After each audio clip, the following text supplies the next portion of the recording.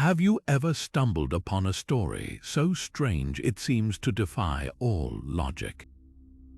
A tale of a secret society that appeared out of thin air in the early 17th century, armed with radical ideas that would shake the foundations of science, challenge the authority of the church, and propose a complete transformation of human society.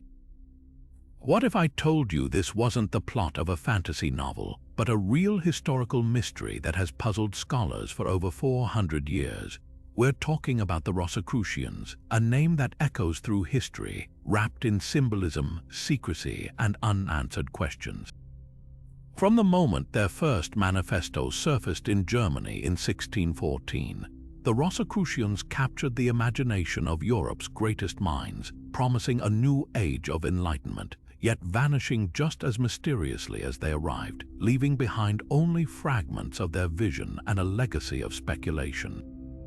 What makes the Rosicrucian enigma so compelling isn't just the mystery of their origin, though that alone is fascinating enough, but the sheer ambition of their ideas. Imagine living in a time when Europe was torn by religious wars, superstition, and political turmoil. Then, out of nowhere, anonymous documents begin circulating, speaking of an invisible brotherhood of enlightened individuals who possessed ancient wisdom, advocated for free scientific inquiry, and called for a spiritual and intellectual reformation of the world. These texts didn't just propose small changes, they envisioned a utopian society where knowledge would be shared freely, where science and spirituality would unite, and where humanity would advance collectively. The Rosicrucian manifestos were more than just philosophical musings, they were blueprints for a revolution, and their influence can be traced in the rise of modern science, the spread of Freemasonry, and even the ideals of the Enlightenment. Yet for all their impact, the Rosicrucians remain one of history's greatest puzzles. Who were they, really? Were they a real organization operating in the shadows, or an elaborate intellectual hoax designed to provoke change? How did their ideas resonate with figures like Isaac Newton, Goethe, and even modern seekers of esoteric knowledge, and why does their symbolism, the rose and the cross, still captivate us today? In this journey, we're going to unravel these mysteries step by step, exploring the origins, the teachings, and the enduring legacy of the Rosicrucians. We'll look at the historical context that gave birth to their ideas, the controversies that surrounded them, and the questions that remain unanswered. This isn't just a story about a secret society, it's about the human desire for knowledge, meaning, and transformation, and how a single enigmatic movement can shape the course of history in ways we're still discovering. So how did this intellectual earthquake actually begin? Picture the German city of Kassel in the year 1614. The book fair there was a major hub for the exchange of ideas, a place where scholars, theologians, and philosophers would gather to see the latest publications. Amidst the usual theological debates and scientific texts, a small, anonymous pamphlet appeared. It was titled the Fama Fraternitatis, which translates to the Declaration of the Brotherhood. This document didn't just propose a new theory or argue a point of doctrine. It announced the existence of a secret order that had been working in the shadows for centuries, the Order of the Rosy Cross. The Fama Fraternitatis told an extraordinary story. It began with the biography of a mysterious figure named Christian Rosenkreuz, a name that literally means rosy cross. According to the text, he was a German nobleman born in 1378 who embarked on a pilgrimage to the Holy Land as a young man, but his journey took a different turn. Instead of reaching Jerusalem, he diverted to the ancient cities of Damascus, Egypt, and the legendary Fez in Morocco, which was then a renowned center for esoteric and occult knowledge. There, the text claims, he studied with master sages, absorbing profound wisdom from the Arab world that was utterly unknown to European scholars. After years of study, he returned to Europe with a mission to share this transformative knowledge, only to be met with rejection and ridicule from the established institutions of the day. Undeterred, Christian Rosenkreuz supposedly founded his own small, secret society. He began with just 3 initial members who together developed a unique synthesis of this Eastern wisdom, mystical Christianity, and emerging scientific thought. They devised a sacred language, a magical writing system, and compiled a vast encyclopedia of all knowledge. The brotherhood grew slowly, operating in absolute secrecy, with each member sworn to silence about their existence for 100 years after the death of their founder. The farmer concludes with a stunning revelation.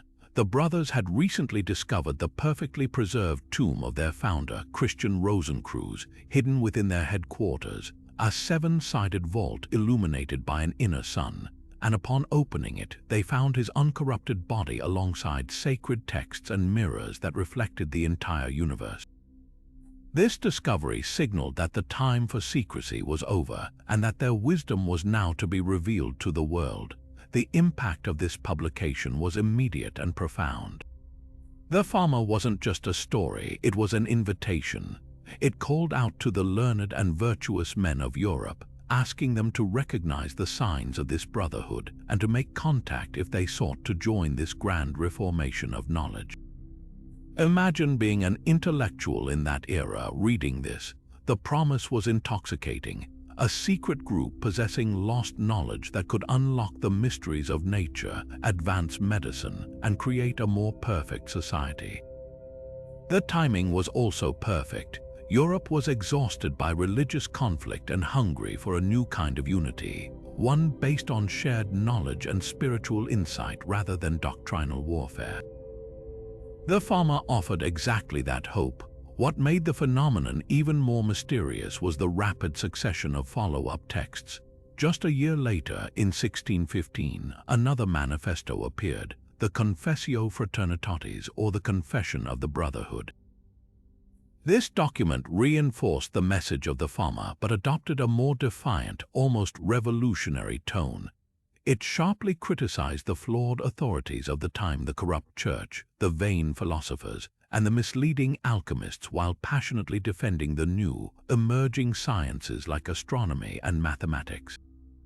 It promised an impending transformation of the world and again extended that cryptic invitation to the worthy. Then, in 1616, a third text emerged, the most enigmatic of all, the chemical wedding of Christian Rosenkreuz.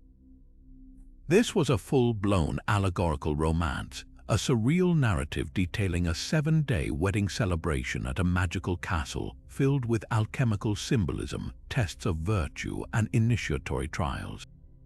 Unlike the straightforward proclamations of the first 2 manifestos, the chemical wedding was a deep, symbolic puzzle, a story that seemed to conceal layers of meaning about spiritual transformation. And this is where the real mystery deepens. These texts didn't appear in just one city. They spread across Europe almost simultaneously, from Germany to France to England and beyond. They were published anonymously, with no credible author ever stepping forward to claim responsibility. There were no public figures associated with this Rosicrucian brotherhood. No one came forward to say, "I am a member." The entire phenomenon existed solely on the page. This anonymity fueled frantic speculation. Were these documents a genuine announcement from a real, hidden society? Or were they an elaborate literary hoax, a philosophical prank designed to stir debate and provoke change from the safety of the shadows?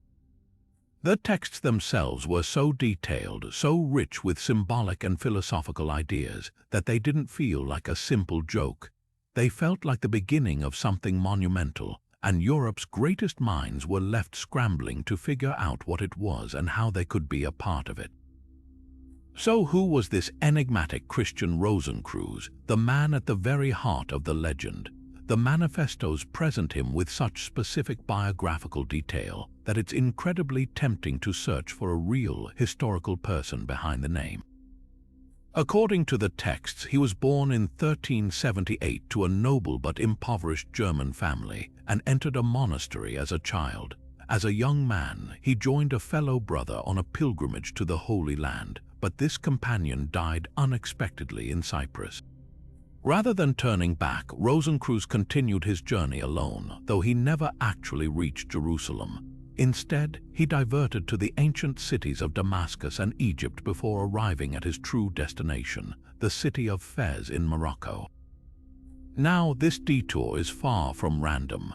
In the early 15th century, Fez was a legendary center of learning, a place where the scholarly traditions of the Greek, Persian, and Arab worlds converged. It was particularly renowned for its advanced studies in mathematics, astronomy, and the occult arts, especially alchemy. The manifestos claim that in Fez, Rosencreuz was initiated into a secret circle of master sages. He learned a profound, holistic science that viewed the universe as a living, interconnected whole, where spiritual wisdom and natural philosophy were completely intertwined. This was a knowledge system utterly foreign to a Europe that was still centuries away from its own scientific revolution, a system that didn't separate the study of the stars from the study of the soul. After several years, Rosencreuz returned to Europe, bursting with this transformative knowledge, eager to share it with the learned men of Spain and Germany. But his homecoming was a story of rejection. The scholars he approached, particularly the dogmatic theologians, dismissed his ideas as dangerous heresy or pure fantasy. They were too wedded to their ancient authorities, like Aristotle, to accept this new, synthetic wisdom from the East. Deeply disappointed but not defeated, Rosencreuz returned to Germany and decided to work in secret. He began to write down all he had learned, creating a comprehensive, encoded body of knowledge. He then slowly gathered a small group of initiates, starting with just 3, and formed the original Rosicrucian brotherhood.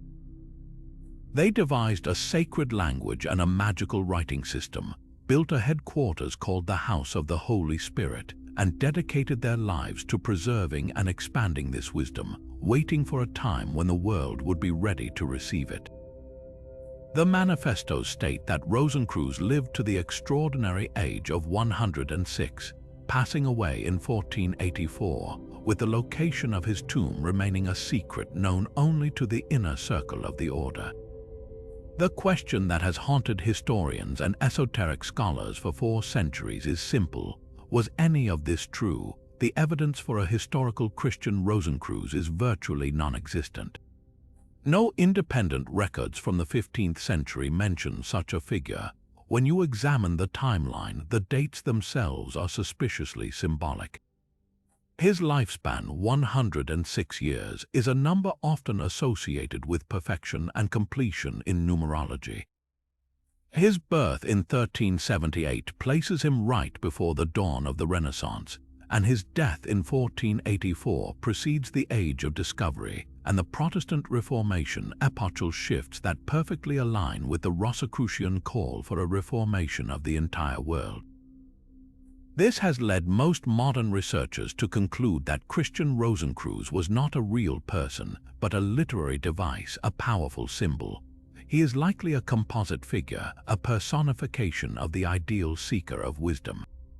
His journey to the East mirrors the path of many actual medieval scholars who traveled to Arab centers of learning to acquire knowledge that was lost to Europe after the fall of Rome. His character embodies the core Rosicrucian ideals, a rejection of dogma, a synthesis of science and spirituality, and a patient, secret dedication to enlightenment against a world of ignorance. He represents the idea that true wisdom often comes from outside established institutions, from the cross-pollination of different cultures and traditions. In this sense, whether he was real or not almost becomes irrelevant. His story served its purpose perfectly. It provided a powerful founding myth, a compelling origin story that gave weight and authority to the radical ideas presented in the manifestos, inspiring a generation to believe that a new age of wisdom was not only possible but already beginning. If the first 2 manifestos were a call to arms for the intellectual world, the third and final text was its deeply encrypted spiritual blueprint. Published in 1616, The Chemical Wedding of Christian Rosenkreuz is a work of surreal fantasy that stands in stark contrast to the straightforward proclamations of the Fama and Confessio. It presents itself as a first-person diary penned by Christian Rosenkreuz himself, now an old man of 81, detailing a 7-day adventure after he receives a mysterious invitation to assist in the chemical wedding of a king and queen. The story begins with a celestial sign, a glorious winged woman appearing in the sky, and an invitation delivered by a dazzling, angelic messenger. Rosencreuz is summoned to a wondrous castle to attend a royal wedding, but to get there, he must first choose the right path from 3 possible options, a test of his intuition and purity of purpose. This journey to the castle is itself a metaphor for the spiritual seeker's path, fraught with distractions and illusions. Upon arrival, he finds himself among a gathering of other hopeful guests, each subjected to a series of bizarre and humiliating tests. Their worth is measured not by their social status or intellectual boasting, but by their humility, virtue, and willingness to undergo a symbolic death of the ego. The narrative then descends into a complex series of alchemical operations and initiatory rituals within the castle. The guests witness the beheading of the royal couple and the careful dissection of their bodies, which are then refined and transformed in a laboratory alongside strange ingredients like celestial dew and a mysterious egg. This grotesque yet sacred process is the core of the allegory. The chemical wedding itself is not a literal marriage but the alchemical conjunctio, the sacred union of masculine and feminine principles, sulfur and mercury, soul and spirit, which results in the creation of the legendary philosopher's stone. The stone is not depicted as a physical object for turning lead into gold, but as a symbol of the perfected, enlightened human being, the ultimate goal of the spiritual seeker. Every character, object, and event in this bizarre tale is a piece of a vast symbolic puzzle. The castle represents the human body and mind as a vessel for transformation.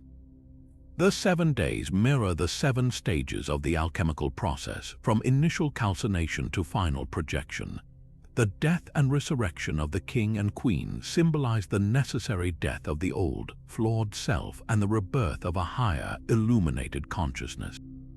Even the title, Chemical Wedding, is a brilliant double entendre, referring both to the chemical processes of alchemy and the ancient Greek concept of chimical, meaning the art of fusion and transformation. This strange narrative became the philosophical heart of the Rosicrucian mythos because it moved beyond mere proclamation into direct experiential instruction. It wasn't just telling people about a transformation, it was using allegory to guide them through the process itself. It taught that true enlightenment required not just intellectual agreement but a willing participation in one's own spiritual death and rebirth. It emphasized that the prize, the philosopher's stone, was not an external trophy to be found but an internal state of perfection to be earned through arduous inner work. The enduring power of the chemical wedding lies in its masterful layers of meaning. On one level, it's a captivating fairy tale. On another, it's a detailed, albeit coded, manual of alchemy.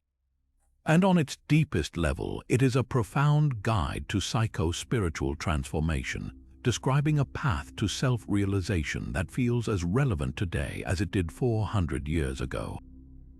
It cemented the Rosicrucian movement not as a potential political conspiracy or a mere scientific society, but as a deeply mystical current, one that promised the keys to the greatest mystery of all, the complete awakening and redemption of the human soul. But to truly understand the philosophy of this invisible brotherhood, we must learn to read their language, a language not of words but of symbols. The Rosicrucian manifestos and subsequent texts are saturated with a rich, layered iconography, each emblem a key to unlocking a deeper layer of their spiritual and philosophical worldview. At the very heart of this symbolic system, of course, is the rosy cross itself. It's a deceptively simple image, a standard Latin cross, but with a single, perfect rose blooming at its center. This is far more than just a pretty emblem, it's a profound synthesis of meaning. The cross is a universal symbol of sacrifice, suffering, and the material world, the physical body of existence. The rose, historically associated with secrecy, beauty, and the unfolding of divine mystery, represents the soul, consciousness, and the blossoming of spiritual enlightenment. Together, they signify the ultimate goal of the Rosicrucian path, the redemption of the material world through spiritual wisdom, the awakening of the divine within the human, and the harmonious marriage of the earthly and the celestial. It's a symbol that perfectly captures their mission to heal the rift between science and religion, matter and spirit. Another powerful symbol that appears repeatedly is the image of a pelican feeding its young with blood pecked from its own breast. To a modern audience, this might seem bizarre or even grotesque, but in the context of Renaissance and alchemical symbolism, it carried a profound meaning of selfless sacrifice and divine love. The pelican was believed to wound itself to nourish its offspring, making it a powerful Christian allegory for Christ's sacrifice on the cross, shedding his blood for the salvation of humanity. For the Rosicrucians, this symbol took on an additional, deeply personal meaning. It represented the necessary sacrifice of the adept on the spiritual path, the willing offering of one's own ego, one's lower nature, and one's personal desires for the sake of a higher spiritual rebirth. It spoke to the idea that true enlightenment is not a selfish pursuit but an act of service, where the individual gives of their own essence to nourish the collective whole and contribute to the great work of universal reformation. Perhaps the most compelling of all their symbols is the legendary phoenix, the mythical bird that cyclically burns itself to ashes only to rise again, renewed and more glorious than before. This was the ultimate symbol of transformation, the very core of the alchemical process and the Rosicrucian spiritual journey. The phoenix doesn't just represent a simple change, it signifies a complete and total annihilation of the old self. The impurities of the soul, the limitations of the mind, the attachments of the body, followed by a glorious resurrection into a higher state of being. This mirrors the narrative of the chemical wedding with its themes of death and rebirth, and connects the Rosicrucians directly to the ancient Hermetic tradition, which held the principle as above, so below. The phoenix embodies the belief that the macrocosm of the universe and the microcosm of the human being are governed by the same laws of cyclical death and rebirth, and that by understanding and aligning with these laws, an individual could achieve a form of spiritual immortality. These symbols were never meant to be merely decorative. They were a functional, coded language in an era of religious persecution where unorthodox ideas could lead to imprisonment or worse. Communicating through symbols provided a layer of protection. Only those who were initiated or who possessed the key to understanding could grasp the full meaning behind the pelican's sacrifice or the phoenix's fire. This created a boundary between the casually curious and the genuinely dedicated seeker. Furthermore, this symbolic language placed the Rosicrucians firmly within a vast, timeless stream of esoteric thought known as Hermeticism. This tradition, drawing from ancient Egyptian, Greek, and Kabbalistic sources, also relied heavily on allegory and symbol to convey its complex ideas about the nature of God, the cosmos, and humanity's place within it.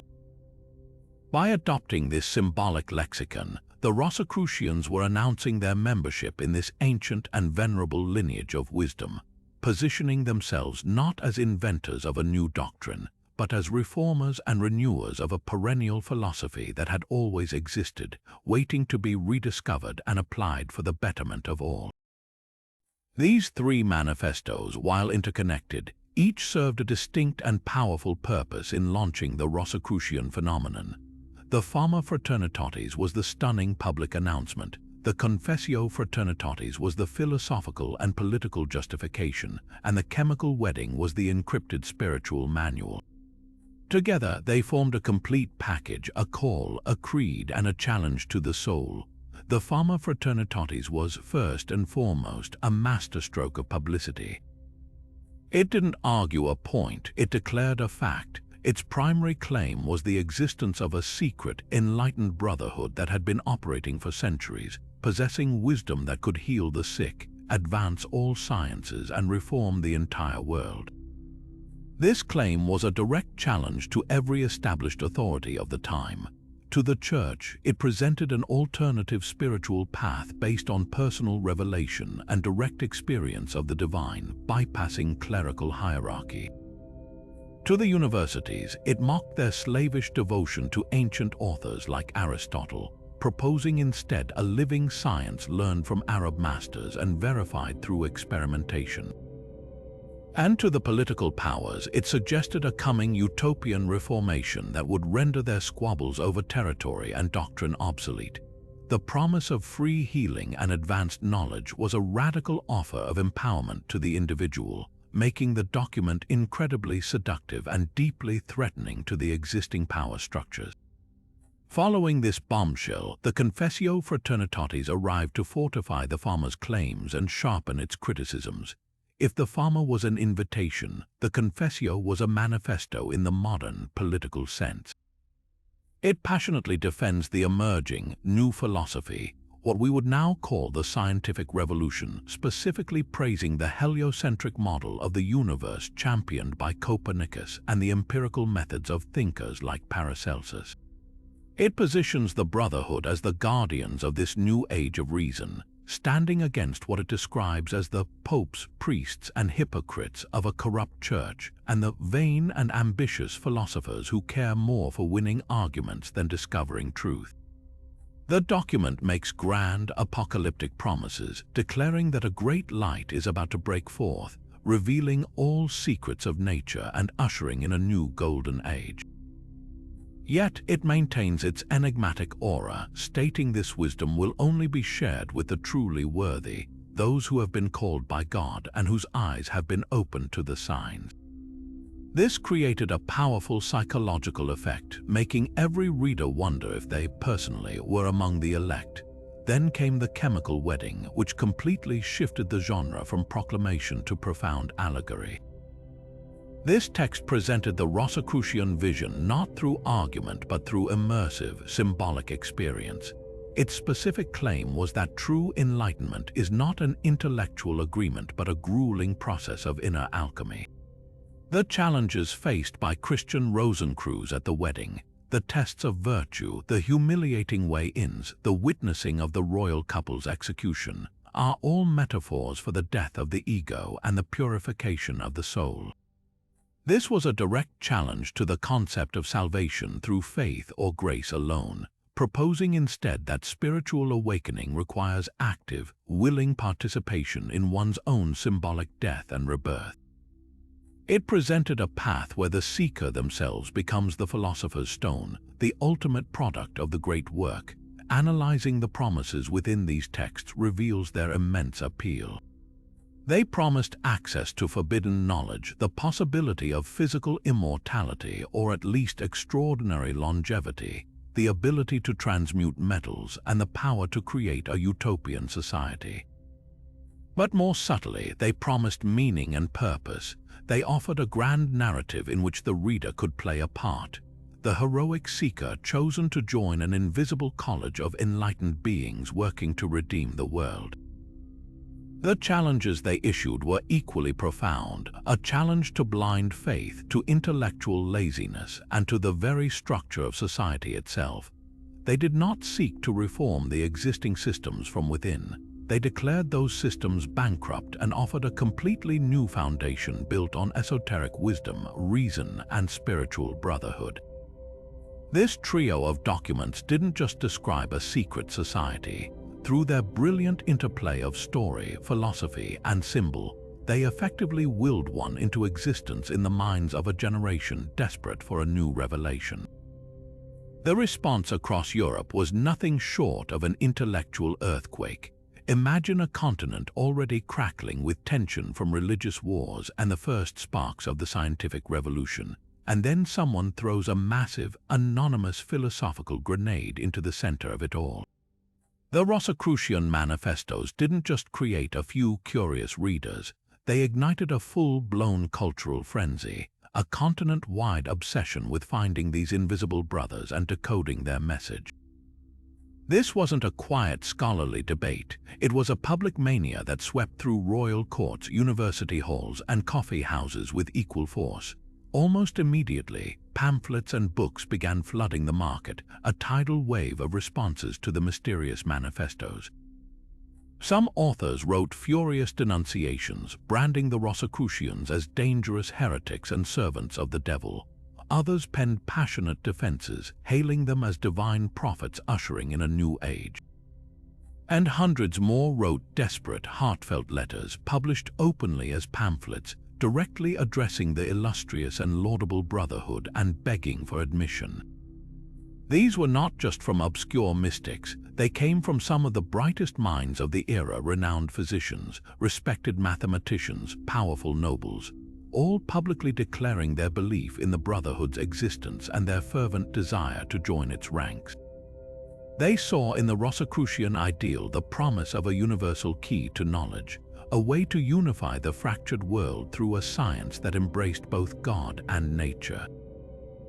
This fervent belief led to one of the most fascinating and comical aspects of the frenzy, the mass delusion of sightings, because the manifestos described the brothers as invisible and able to travel vast distances in an instant. People began seeing them everywhere.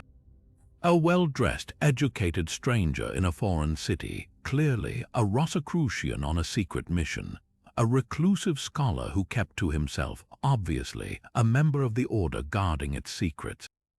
There were reports from London to Prague of mysterious men who would pay for their lodging with gold that later turned to slate, or who would engage in profound philosophical debate before vanishing without a trace.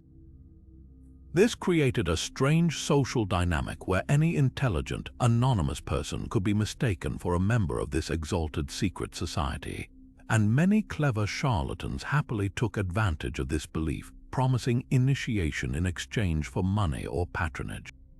Inevitably, this widespread panic and speculation caught the attention of those in power, and their reaction was one of sheer terror.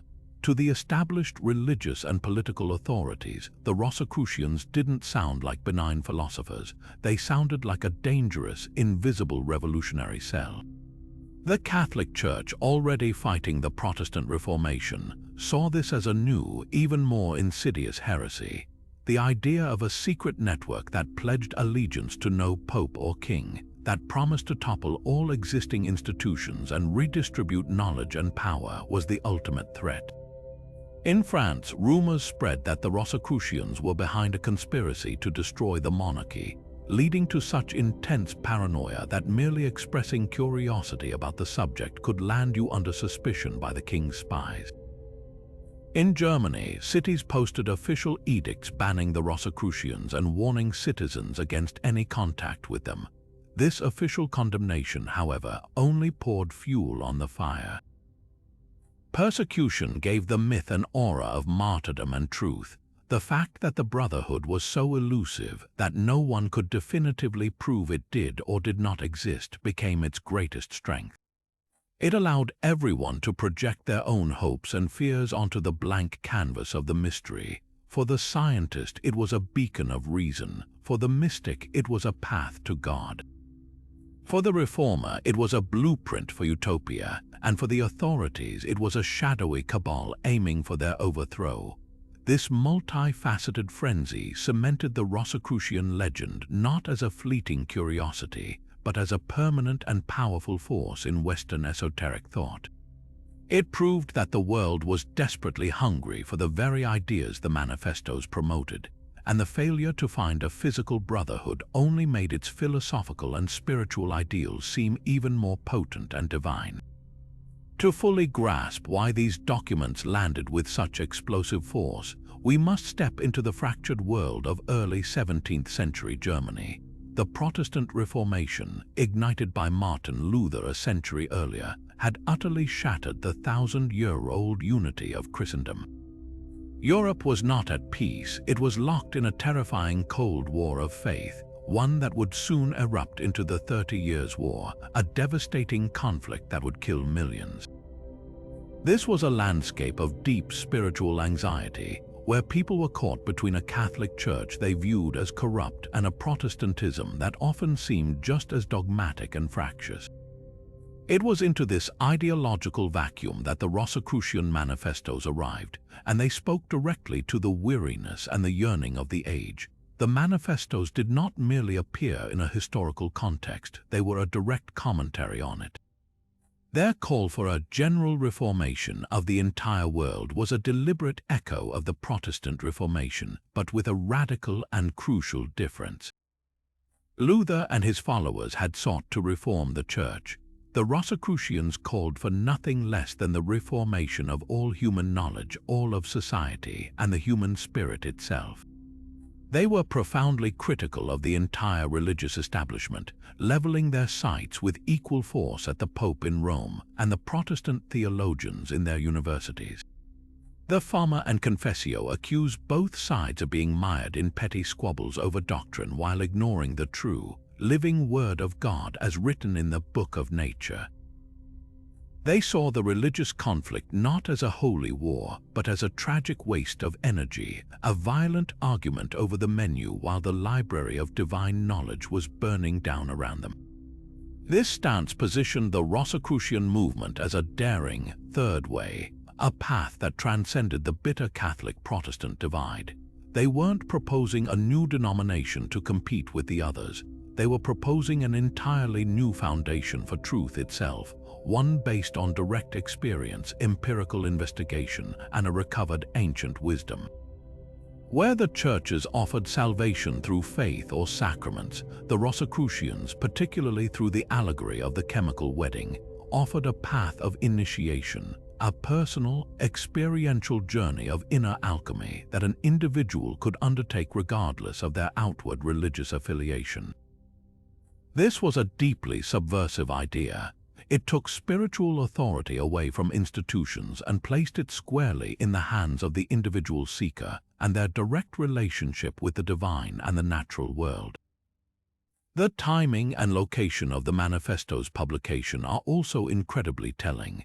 They emerged in the heart of the Germanic principalities, a region that was the epicenter of Reformation turmoil and a patchwork of competing small states. This political fragmentation actually created a unique environment where new and radical ideas could find patronage and circulate with a degree of freedom that might have been impossible in a unified kingdom like France or Spain. The manifestos themselves are filled with hope that a specific German prince might become their patron, suggesting the authors were keenly aware of this political landscape and were attempting to navigate it to find a safe harbor for their revolutionary ideas. Ultimately, the Rosicrucian appeal was that of a spiritual and intellectual ceasefire. They offered a vision where the scientist and the mystic, the Christian and the pagan wisdom seeker, could find common ground in the pursuit of a universal truth that transcended any single creed. They argued that the true enemy was not a different sect but ignorance itself. In a world literally tearing itself apart over the correct interpretation of Scripture, the Rosicrucian promise of a lost, perfect knowledge that could harmonize all contradictions was an incredibly powerful and seductive dream. They were not just another voice in the religious debate, they were calling for an end to the debate altogether, proposing instead a collective journey toward a brighter, more enlightened future for all of humanity. This visionary stance, rising above the bloody fray of sectarian conflict, is a key reason their message resonated so deeply and why it continues to captivate those seeking a unifying philosophy today. Yet the most radical aspect of the Rosicrucian vision was not their embrace of science, but their insistence that it be married to a profound spiritual awakening. They did not see the material world as a dead machine to be dissected, but as a living, breathing manifestation of the divine. Their proposed reformation was not just about building better telescopes, it was about developing a new kind of human being, one who could use the tools of empiricism to explore the outer universe while using the tools of introspection and alchemy to explore the inner one. This concept of a dual path to knowledge, what some today might call a bridge between the objective and the subjective, was perhaps their most forward-thinking idea. They anticipated a holistic world. You were studying a cell under a microscope and meditating on a sacred symbol were seen as complementary acts, both revealing different facets of a single unified truth. This wasn't a rejection of either faith or reason, but a call for their reconciliation on a higher level, a synthesis that modern science is only now, with fields like quantum physics and consciousness studies, beginning to cautiously approach centuries later. This idea of a hidden network of enlightened minds may be the most potent and enduring legacy of the entire Rosicrucian phenomenon. The manifestos didn't just describe a physical, secret society with a headquarters and a membership roll. They proposed the existence of what they called an invisible college, a dispersed, international fraternity of advanced individuals who, though they might never meet in person, were united by a common purpose and a shared body of esoteric knowledge. These weren't conspirators plotting in shadowy chambers. They were portrayed as philosophers, scientists, and artists working within their respective fields, subtly guiding humanity's progress from behind the scenes, recognizing each other by their works and their understanding, not by a secret handshake. This concept provided a powerful and flexible framework that could adapt and survive long after the initial frenzy over the manifestos had faded. The most direct and undeniable line of influence runs straight from this Rosicrucian ideal to the founding of the Royal Society in London in 1660. Often called the birthplace of modern science, the Royal Society's founding motto, nullius in verba, which translates to take nobody's word for it, was a direct rebuke to the old authorities that the Rosicrucians had criticized. Its mission was to advance knowledge through experimental observation and the collective sharing of discoveries, precisely the kind of open, collaborative science the manifestos had championed. Many of the Society's earliest and most prominent members, including Robert Boyle, Elias Ashmole, and even Sir Isaac Newton, were deeply immersed in alchemical and Hermetic studies, the very core of the supposed Rosicrucian wisdom. For them, the pursuit of natural philosophy wasn't separate from the pursuit of spiritual truth. It was two sides of the same coin. They saw themselves as inheritors of that Rosicrucian call to build a new world through knowledge, even if they operated more publicly. The invisible college had, in a sense, become visible, institutionalized as a powerful engine for scientific progress, yet it retained that original spirit of a privileged brotherhood working for the betterment of all. Parallel to this scientific flowering, the concept deeply permeated the emerging fraternal orders of Freemasonry. While not directly descended from the Rosicrucians, speculative Masonry adopted and adapted a huge portion of their symbolic language and philosophical structure. The Masonic Lodge itself became the physical embodiment of the invisible college, a place where initiates of various backgrounds could meet as equals, bound by allegory and symbol rather than creed or class, to engage in moral and intellectual improvement. The Rosicrucian degree, one of the highest honors within certain Masonic rites, explicitly pays homage to this heritage, weaving the legend of Christian Rosenkreuz and the symbolism of the pelican and the phoenix directly into its initiation rituals. Through Freemasonry, the Rosicrucian ideal of a universal brotherhood transcending national and religious boundaries found a powerful and enduring vessel, spreading its influence through networks that included some of the most influential thinkers, politicians, and artists of the Enlightenment and modern eras. This leads us to a tantalizing and perhaps unanswerable question that has persisted for centuries. Could such an invisible college actually exist today? The notion that a genuine, organized esoteric brotherhood, tracing an unbroken lineage back to the 17th century or even earlier, continues to operate in absolute secrecy is the stuff of conspiracy theory. It is incredibly difficult to prove the existence of a truly secret society, and the weight of historical evidence suggests that the original Rosicrucian order was a literary creation, not a physical one. However, if we shift our definition away from a formal, centralized organization and instead consider the invisible college as a state of mind or a spontaneous network of influence, the idea becomes far more compelling. One could argue that this college has always existed, not as a single group but as a perennial current of thought, a lineage of independent seekers who, across generations and without direct coordination, arrive at similar conclusions about the nature of reality and consciousness. They are the innovators, the mystics, the paradigm-shifting artists and scientists who operate at the very frontiers of human understanding. They may not know each other personally, but they recognize each other's work. They speak a common language of synthesis and intuition that sets them apart from the purely conventional thinkers of their age. In this sense, the invisible college is less a secret society and more an emerging pattern of intelligence within humanity itself, a distributed network of awakening minds whose collective work gradually elevates our entire species. Whether this is a conscious conspiracy or a natural evolutionary process is perhaps the greatest mystery of all, blurring the line between history and hope and ensuring the Rosicrucian dream remains as relevant and provocative today as it was 400 years ago.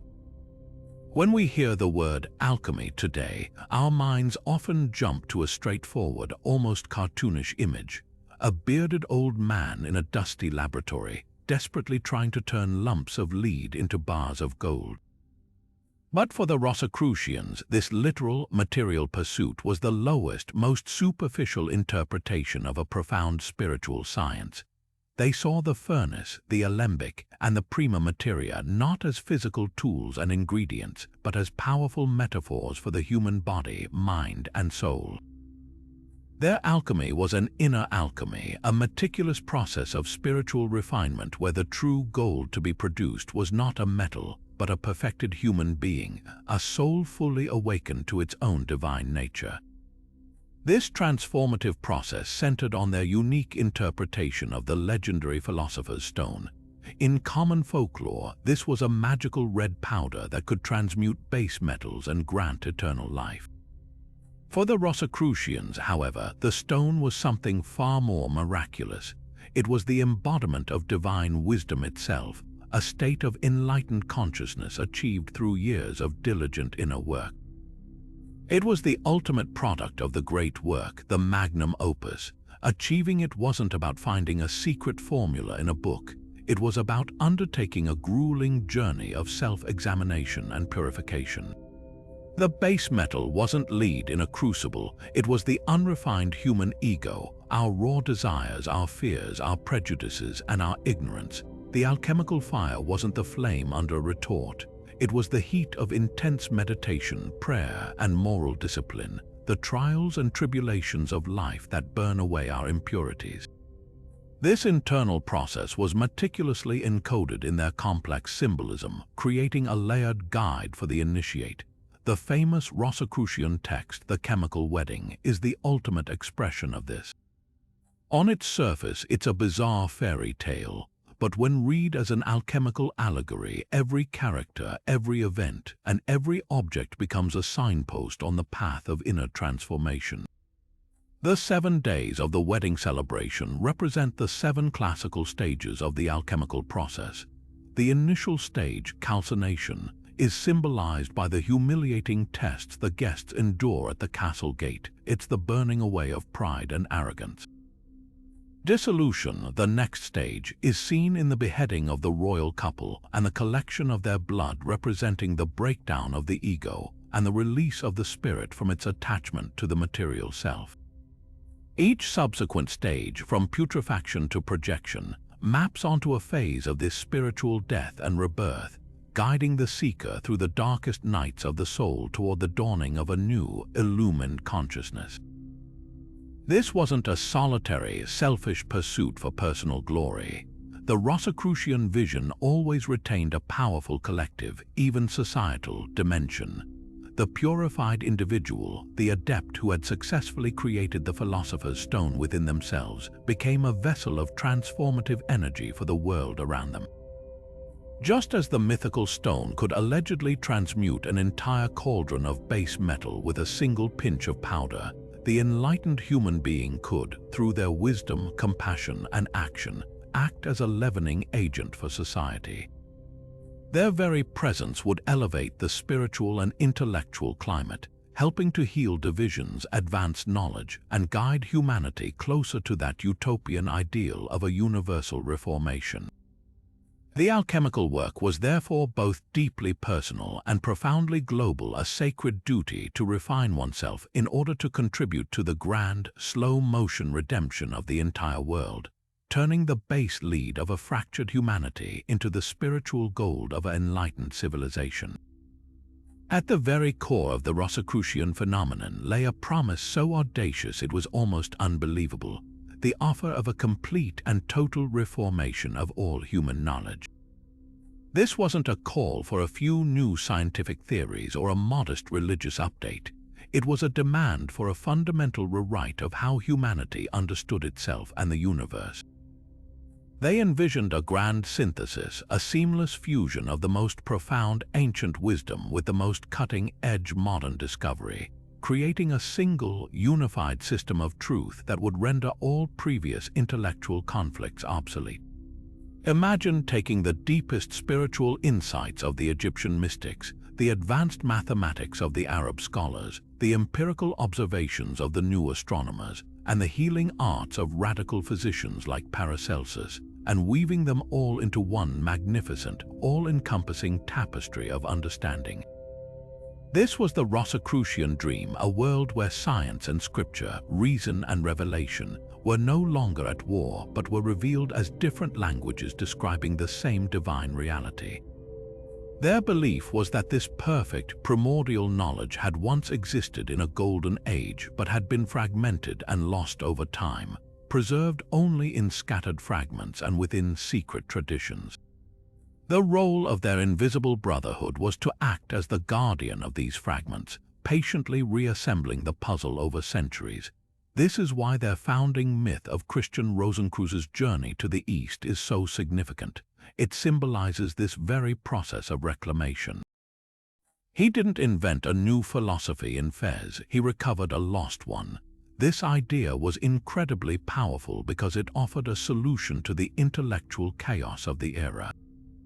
Instead of forcing a choice between the Bible and the telescope, between faith in God and reason, the Rosicrucians presented a third option.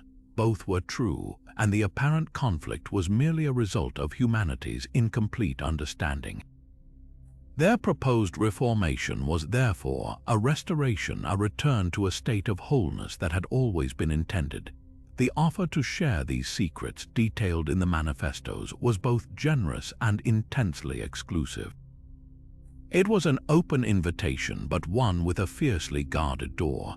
The Fama and Confessio extended a call to the learned men of Europe, but they laid out very specific criteria for a response. The worthy seeker had to be chosen by God, marked by a sincere desire for wisdom rather than fame or wealth, and able to recognize the signs of the brotherhood through their own intuition and virtue. The instructions for making contact were deliberately cryptic. The manifestos stated that the brothers would know of the seeker's interest through spiritual means, not through a mailed letter. This created a fascinating psychological dynamic. It placed the burden of proof on the seeker. Anyone could write a letter begging for admission, but only a truly enlightened individual would possess the inner qualities necessary to attract the attention of this invisible college. It was a test of one's own spiritual and intellectual development, a way to filter out the merely curious from the genuinely committed. This leads us to the pivotal question that historians have debated for centuries: was this offer genuine? Were the anonymous authors truly prepared to initiate a flood of worthy applicants into a real organization, or was the entire setup a brilliant rhetorical device? The sheer volume of passionate, published responses from hopeful seekers across Europe suggests that countless people took the offer at face value. Yet no credible evidence exists that anyone ever received a reply, let alone an initiation, from an authentic Rosicrucian representative. This has led many scholars to conclude that the offer was largely symbolic. It was a powerful literary tool designed to create a movement of the mind, not to recruit members for a clandestine meeting. By framing their radical ideas as secrets to be earned rather than arguments to be won, the authors bypassed intellectual debate and appealed directly to the imagination and ambition of their readers. They weren't looking for followers, they were attempting to create fellow travelers, independent thinkers who would be inspired by the ideal, and then go out into the world to make it a reality through their own work, whether in medicine, astronomy, or theology. In this light, the promise of universal knowledge was perhaps the most successful part of their entire strategy. It was a call to action disguised as an invitation. By presenting a vision of a reconciled world and then implying that the tools to build it were already in the hands of a hidden elite, they created a powerful vacuum of expectation. This vacuum sucked in the best minds of the age, challenging them to rise to the occasion, to become the very worth seekers the manifestos described. The promise may not have been literal, but its effect was utterly real. It spurred a generation to look beyond the narrow confines of their disciplines, to seek connections between ancient wisdom and modern experiment, and to believe that a grand unification of all knowledge was not only possible but within reach. The real secret they offered wasn't a password or a formula. It was a new way of seeing the world, and that was a secret anyone could discover for themselves if they only dared to look. Of all the tantalizing mysteries presented in the Rosicrucian manifestos, none has captured the imagination more than the legendary vault of Christian Rosenkreuz. The Fama Fraternitatis describes this discovery in astonishing detail. 120 years after their founder's death, the brothers of the order were supposedly making repairs to their headquarters, the House of the Holy Spirit, when one of them struck a hidden brass plaque inscribed with the words post CXX annos patibo, after 120 years I shall open. Behind the plaque they found the entrance to a secret seven-sided vault, each wall measuring 8 feet high and wide. This chamber was illuminated by a second, inner sun suspended at its center, and within it lay the uncorrupted, perfectly preserved body of Christian Rosenkreuz, looking as if he were merely sleeping, holding a mysterious book titled Book T. The walls were covered in mirrors, reflected the entire universe, and the floor was divided into triangles and squares containing the fundamental axioms of all knowledge. This was no mere tomb.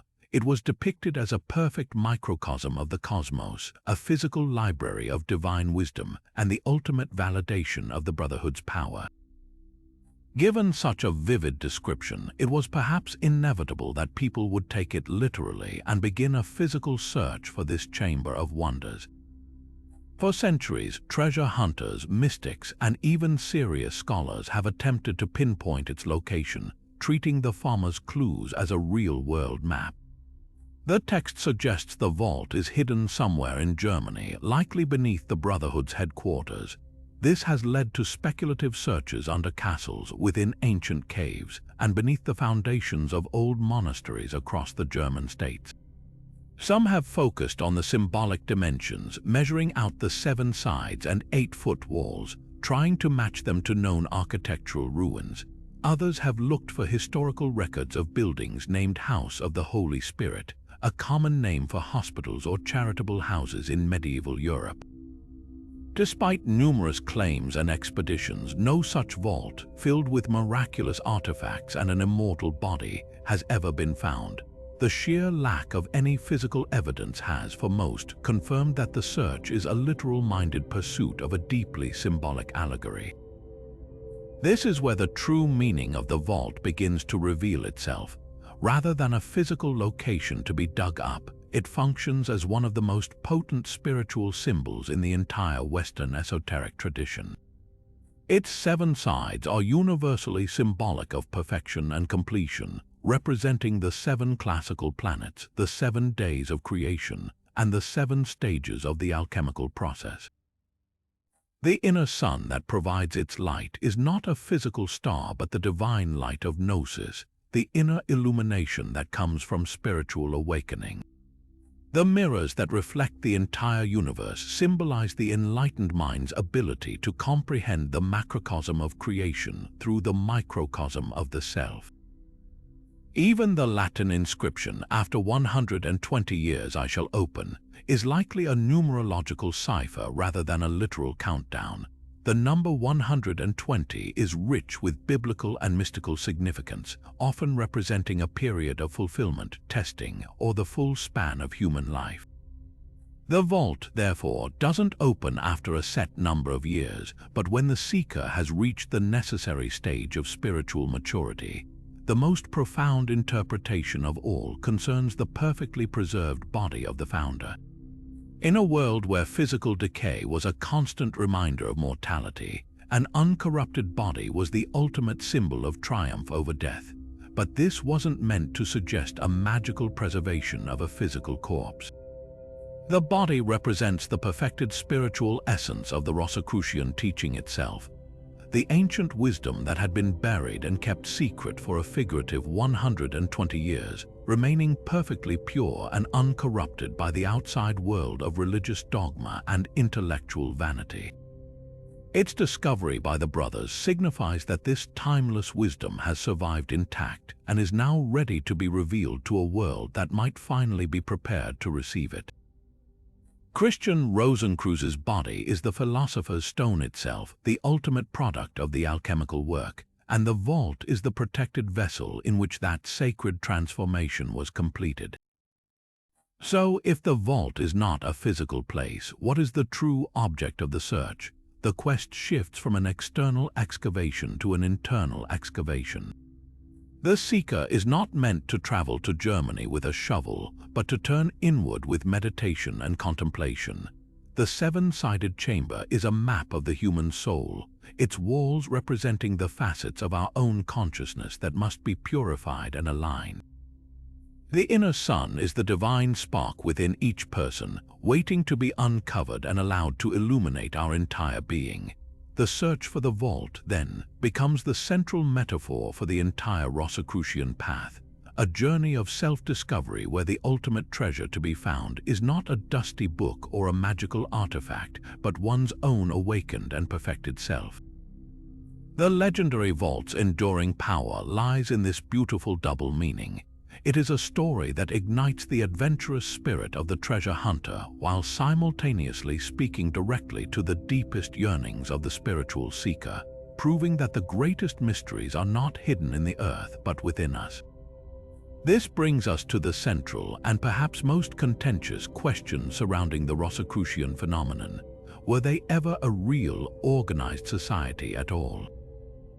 For centuries, this debate has divided historians, with compelling arguments on both sides and a frustrating lack of definitive proof to settle the matter once and for all. On one hand, we have the sheer scale and sophistication of the response. The manifestos ignited a continent-wide mania that suggests many of the brightest minds of the era genuinely believed in the existence of a physical brotherhood. The passionate, public letters from respected figures pleading for admission don't feel like responses to a mere work of fiction. They read like applications to a real, if elusive, institution. This fervent belief implies that the idea of such a society was not only plausible but deeply desired, a testament to the powerful vacuum the authors created. However, when we search for tangible, historical evidence of an organized Rosicrucian order operating in the early 17th century, the trail goes cold with astonishing speed.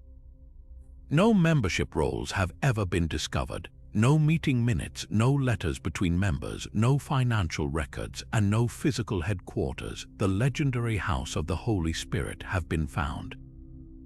Despite the manifesto's claim of a large, Europe-wide network of brothers, not a single individual ever credibly came forward to publicly declare, "I am a Rosicrucian." In an age of intense scrutiny, with spies of church and state actively hunting for them, the complete absence of any leaked internal documentation or a captured member is, for many scholars, the most damning evidence against their physical existence. It seems almost impossible for a group of that alleged size and influence to have operated with such perfect secrecy, leaving behind a literary explosion but not a single material footprint.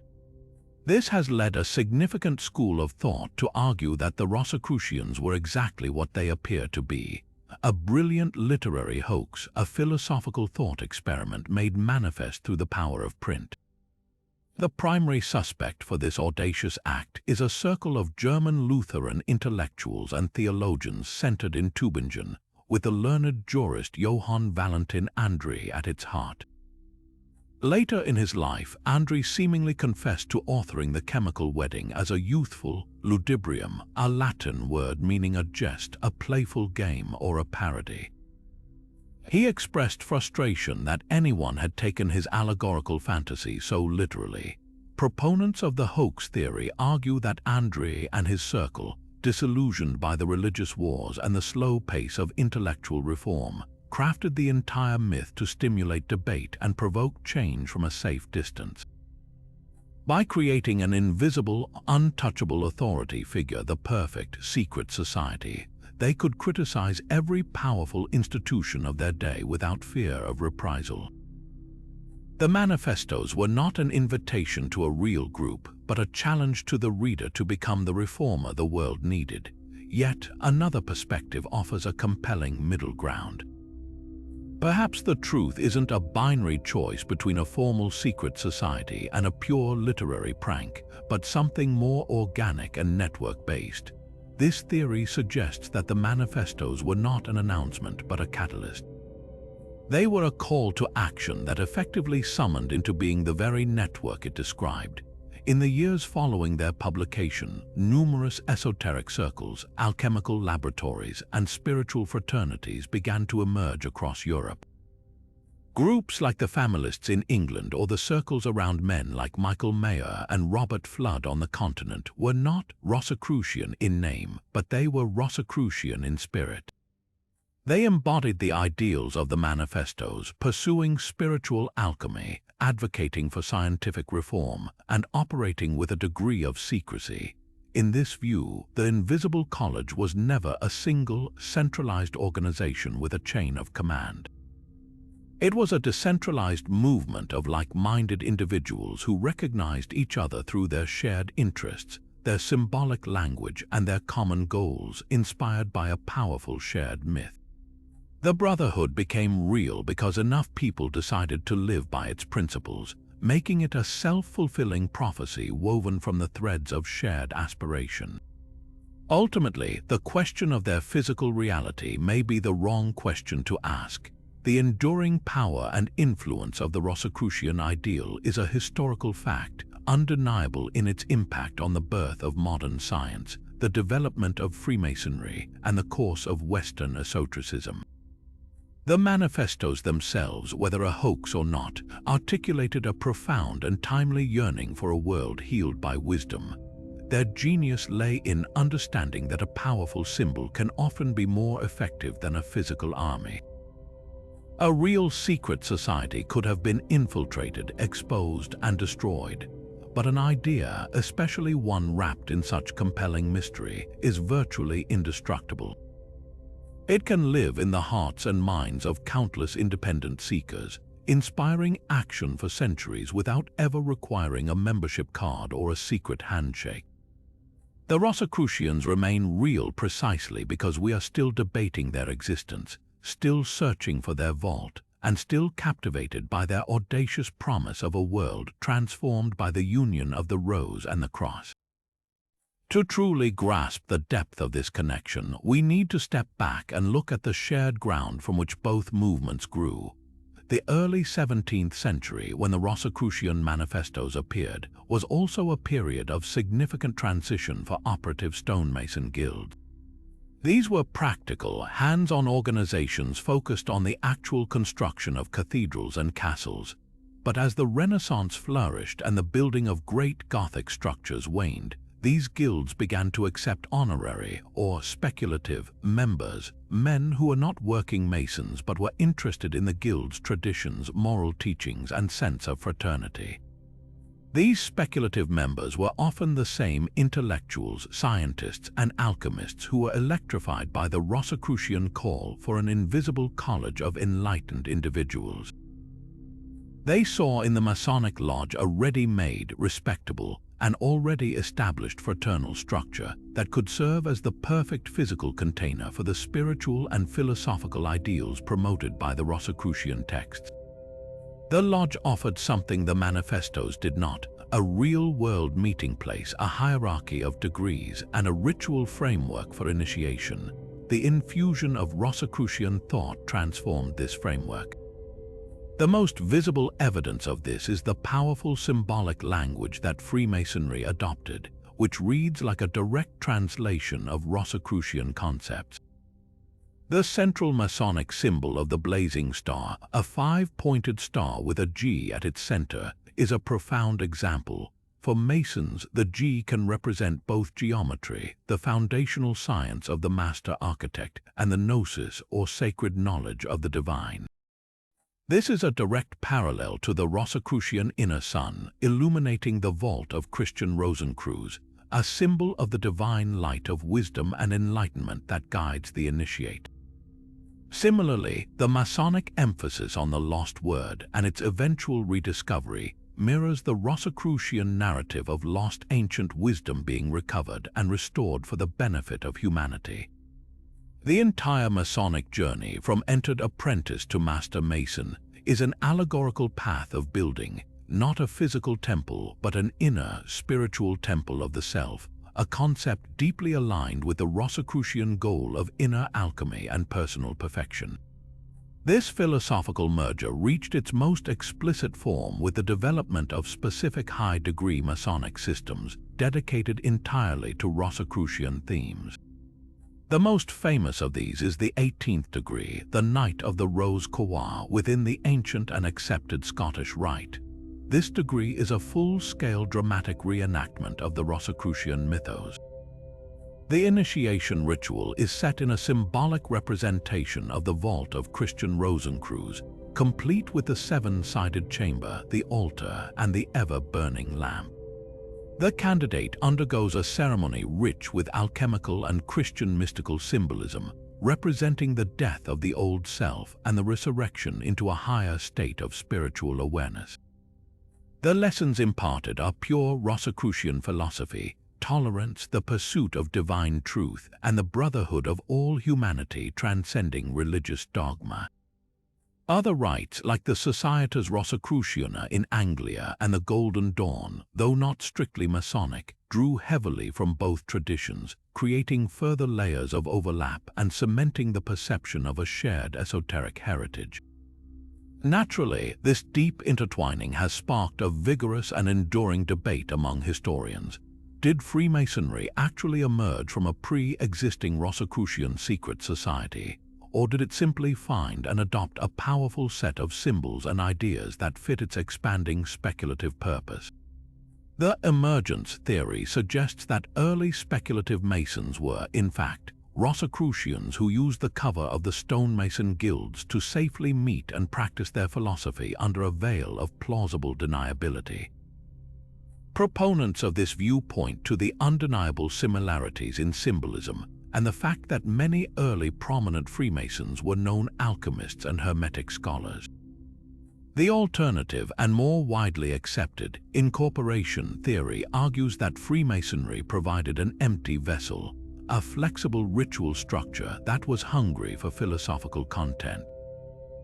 The Rosicrucian manifestos provided a ready-made, incredibly popular, and deeply compelling set of ideas that were simply absorbed into Masonry because they resonated so powerfully with its members' aspirations for moral and intellectual improvement.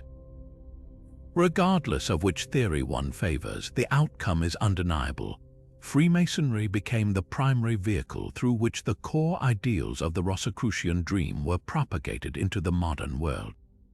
It provided the organizational stability and social respectability that the elusive Rosicrucian brotherhood lacked, allowing these ideas to survive, flourish, and influence countless thinkers, revolutionaries, and artists. The Masonic Lodge became the physical manifestation of the invisible college, a place where the rose and the cross could bloom in plain sight, sheltered within the architecture of the square and compass. This partnership ensured that the call for a universal reformation of knowledge, tolerance, and human brotherhood was not a forgotten pamphlet from the 1600s, but a living tradition that continues to inspire the search for light to this very day. But perhaps no modern scholar did more to reignite serious academic debate around this mysterious movement than the renowned British historian Frances Yates.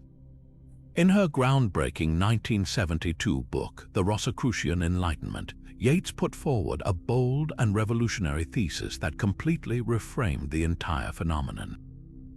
She argued that the Rosicrucian manifestos were not a mere curiosity or a sideshow to the scientific revolution, but were instead the central manifesto for a potential Hermetic reformation, a sweeping intellectual and spiritual movement that, had it not been crushed by the forces of orthodoxy, could have set Europe on a dramatically different and perhaps more peaceful and enlightened path.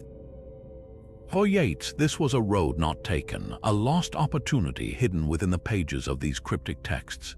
Yates anchored her theory in a deep analysis of the political and intellectual climate of the early 17th century, particularly focusing on the court of Frederick V, the Elector Palatine, and his wife Elizabeth Stuart, the daughter of King James I of England. This couple, young, idealistic, and patrons of the arts and emerging sciences, ruled from Heidelberg, a center of Calvinist Protestantism and a hotbed of progressive thought. Yates saw in their court the perfect incubator for the Rosicrucian ideals. Their brief and tragic reign as the Winter King and Queen of Bohemia, which ended in defeat at the Battle of White Mountain in 1620 and plunged Europe into the 30 Years' War, represented for Yates the moment the Rosicrucian dream was militarily extinguished. She proposed that the manifestos were not just philosophical documents but were deeply political, serving as a propaganda campaign for a distinct vision of a Protestant empire, one guided not by dogmatic theology but by Hermetic philosophy, alchemy, and a utopian faith in science and religious tolerance. At the heart of Yates' interpretation is the concept of a Hermetic reformation.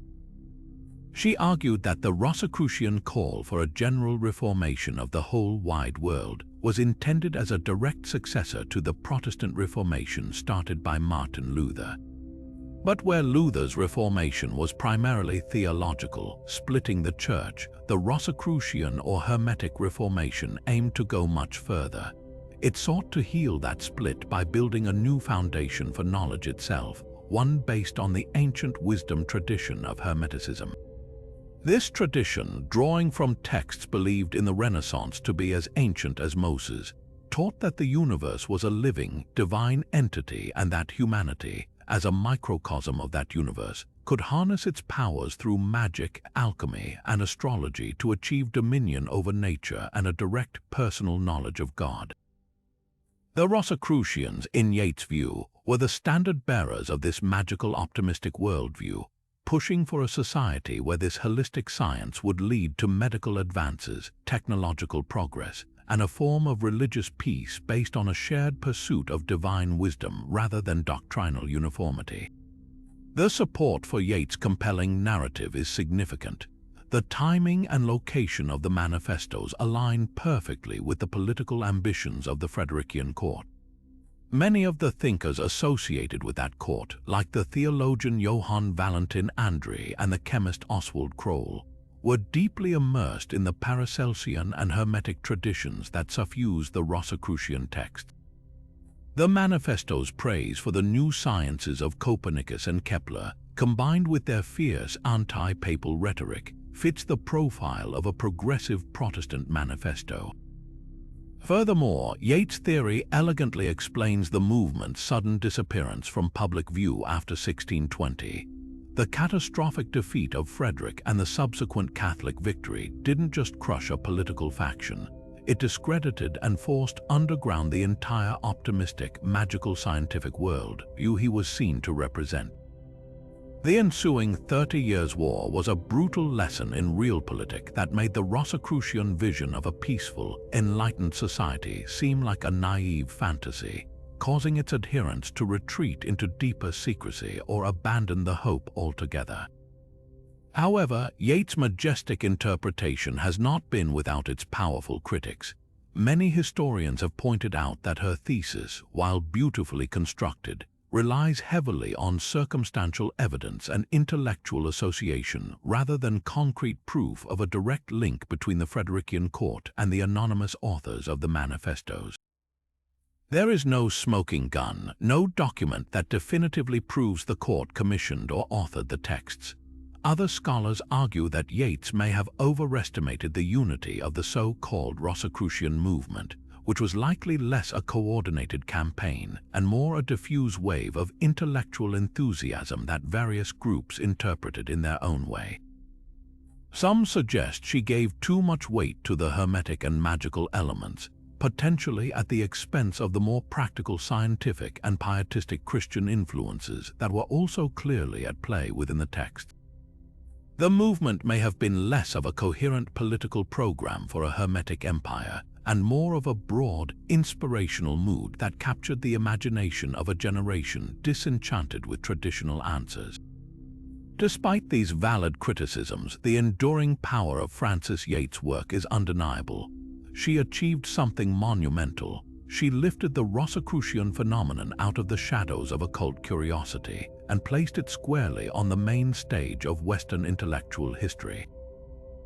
Whether one fully accepts her thesis or not, she forced historians to confront the idea that the birth of modern science was not a clean, rational break from a superstitious past. Instead, it was a messy, complicated process deeply entangled with magic, mysticism, and utopian dreams. The rationalist figures of the scientific revolution, like Newton and Boyle, stood on the shoulders of these Renaissance magi.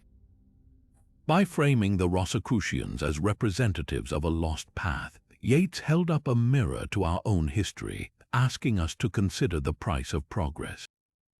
The world we live in was built on the foundation of mechanical philosophy and the Enlightenment's cold reason, a world that won out over the Rosicrucian vision. Yeats' work leaves us with a haunting and profoundly human question. Was that an unquestionable victory, or did we lose something beautiful, something holistic, and something perhaps more humane in the process? Centuries after the anonymous manifestos first ignited a frenzy across Europe, the philosophical spark they ignited shows no signs of dying out. But where does one go to find a Rosicrucian today? The answer is as complex as the history itself, for the modern landscape is populated by a fascinating array of organizations, each claiming a piece of the Rosicrucian legacy and each offering a distinct path up the same mystical mountain. These groups are the living, breathing evolution of that original, invisible idea, having built physical headquarters, established curricula, and created structured initiations for contemporary seekers. Perhaps the most well-known and largest of these organizations is the ancient and mystical order Rosicrucians, universally known by its acronym AMORC. Founded in 1915 in New York City by H. Spencer Lewis, AMORC presents itself as a modern-day manifestation of the ancient brotherhood, claiming an unbroken lineage of knowledge passed down through the ages. Its approach is distinctly pragmatic and educational, designed for the modern individual. AMORC offers a structured, home study course delivered in monthly monographs that members receive by mail or digitally. These lessons cover a vast range of topics, from conscious dreaming and meditation techniques to the fundamentals of quantum physics and ancient Egyptian symbolism, all framed within a non-dogmatic, scientific mystical perspective. The order maintains a stunning, Egyptian-themed headquarters, the Rosicrucian Park in San Jose, California, which includes a planetarium, a research library, and an acclaimed Egyptian museum, physically grounding their teachings in a tradition they trace back to the mystery schools of antiquity. While scholars fiercely debate its historical claims of direct lineage, AMORC's immense global membership is a testament to its success in packaging the Rosicrucian quest for knowledge into an accessible, systematic format for the 20th and 21st centuries. In stark contrast to a more broad, encyclopedic approach stands the Rosicrucian Fellowship, founded in 1907 by Max Heindel. Heindel's system is deeply Christocentric and draws heavily from the theosophical ideas of Helena Blavatsky and his own claimed revelations from spiritual beings. The Fellowship's primary text, Heindel's The Rosicrucian Cosmo-Conception, is a dense work that outlines a complex cosmology of evolution through successive rebirths, the spiritual dimensions of the solar system, and the pivotal role of Christ as a cosmic being rather than just a historical figure. Their focus is intensely on healing and service. They are renowned for their emphasis on spiritual healing and for publishing an annual set of astrological guides for health and wellness. The Fellowship, headquartered in Oceanside, California, operates more like a mystical Christian church than a secret society, offering public services and focusing on a path of devotional mysticism and earnest preparation for the esoteric Christian priesthood. Their interpretation of the Rosicrucian path is less about unlocking personal power and more about achieving soul growth through selfless service and alignment with Christ's spiritual mission. Then we have the Hermetic Order of the Golden Dawn, a name that resonates with immense power in the world of Western Esotericism. Though not exclusively Rosicrucian, the Golden Dawn, founded in 1888 in London, wove the threads of the Rosicrucian mythos directly into the core of its intricate system. Its founders claim to have deciphered a secret cipher manuscript that led them to contact hidden adepti, allowing them to reconstruct a complete system of magic. The Golden Dawn's approach was not one of passive study but of active, rigorous ritual practice. Its teachings are a grand synthesis of Rosicrucian symbolism, Hermetic Kabbalah, Enochian magic, astral projection, and tarot. Initiation was a dramatic, transformative process designed to accelerate the spiritual and psychic development of the member through direct experience of higher states of consciousness. While the original order splintered into fragments after a short but incredibly influential lifespan, its legacy is undeniable. It became the direct source from which much of modern ceremonial magic and Wicca would flow, and its specific integration of the Rosicrucian grades and vault symbolism cemented the connection between high magic and the Rosicrucian tradition for generations of practitioners. When we examine their claims to authentic lineage, we enter the most contentious and murky waters of all. Organizations like Amorc point to charters, mystical contacts, and a perceived continuity of teachings as proof of their legitimacy. Critics and historians, however, largely view these claims as foundational myths, pious fictions that are not intended to deceive, but to create a sense of historical weight and spiritual authority for a modern spiritual path. The hard, documentary evidence for an unbroken organizational chain stretching back to 1614 simply does not exist. This doesn't necessarily invalidate the groups themselves, it simply reframes their origin. They are not ancient orders that have survived, but modern orders that have been successfully revived. They are the conscious reimaginings and reinventions of the Rosicrucian ideal for a new era, built upon the powerful foundation of the original text. Their authenticity lies not in a verifiable historical pedigree, but in their effectiveness as vessels for transmitting a living tradition of mystical seeking. They each, in their own way, answer the original call of the Fama Fraternitatis by providing a structure for the worthy seeker to undertake the great work, proving that the true lineage of the Rosy Cross was never a matter of physical descent, but of philosophical and spiritual affinity. This intellectual inheritance, however, did not simply gather dust in the libraries of Freemasons. It was actively resurrected and radically reinterpreted to meet the spiritual crises of a new era. As the 19th century dawned, the Industrial Revolution was reshaping the world, creating unprecedented material progress, but also a profound sense of spiritual dislocation. The cold, mechanistic worldview of mainstream science left little room for the soul, and the authority of traditional religion was increasingly questioned. Into this vacuum stepped a new generation of seekers, and they found in the enigmatic symbols of the Rosicrucians a powerful language for their own rebellion against a disenchanted world. This was the birth of the modern occult revival, a movement that would not merely study the old ideas but would seek to bring them to life through intense personal experience and elaborate ritual practice. A pivotal architect of this revival was the French magus Eliphas Lévy, born Alphonse Louis Constant. It was Lévy who effectively systematized the scattered concepts of earlier Esotericism into a coherent modern framework, and the Rosicrucian tradition was absolutely central to his synthesis. In his seminal works, Lévy presented the Rosicrucians not as a historical curiosity but as the ultimate masters of a universal magical science. He redefined their central symbol, the rose cross, as the ultimate emblem of the magus's power, a representation of the perfected human being who has achieved complete equilibrium between the spiritual and material realms. For Lévy, the cross symbolized the divine light of spirit descending into the four elements of matter, while the rose at its center represented the blossoming of consciousness and the awakening of the soul within that material world. This wasn't just philosophy, it was a call to action. Lévy argued that the Rosicrucian secrets were not lost but were encoded within the symbols of the tarot, the geometry of the Kabbalah, and the rituals of ceremonial magic, waiting to be decoded and practiced by the dedicated modern initiate. Lévy's writings acted as a kind of philosophical magnet, drawing together disparate threads of alchemy, Kabbalah, and Rosicrucian thought and presenting them as a single, accessible doctrine for the Victorian seeker.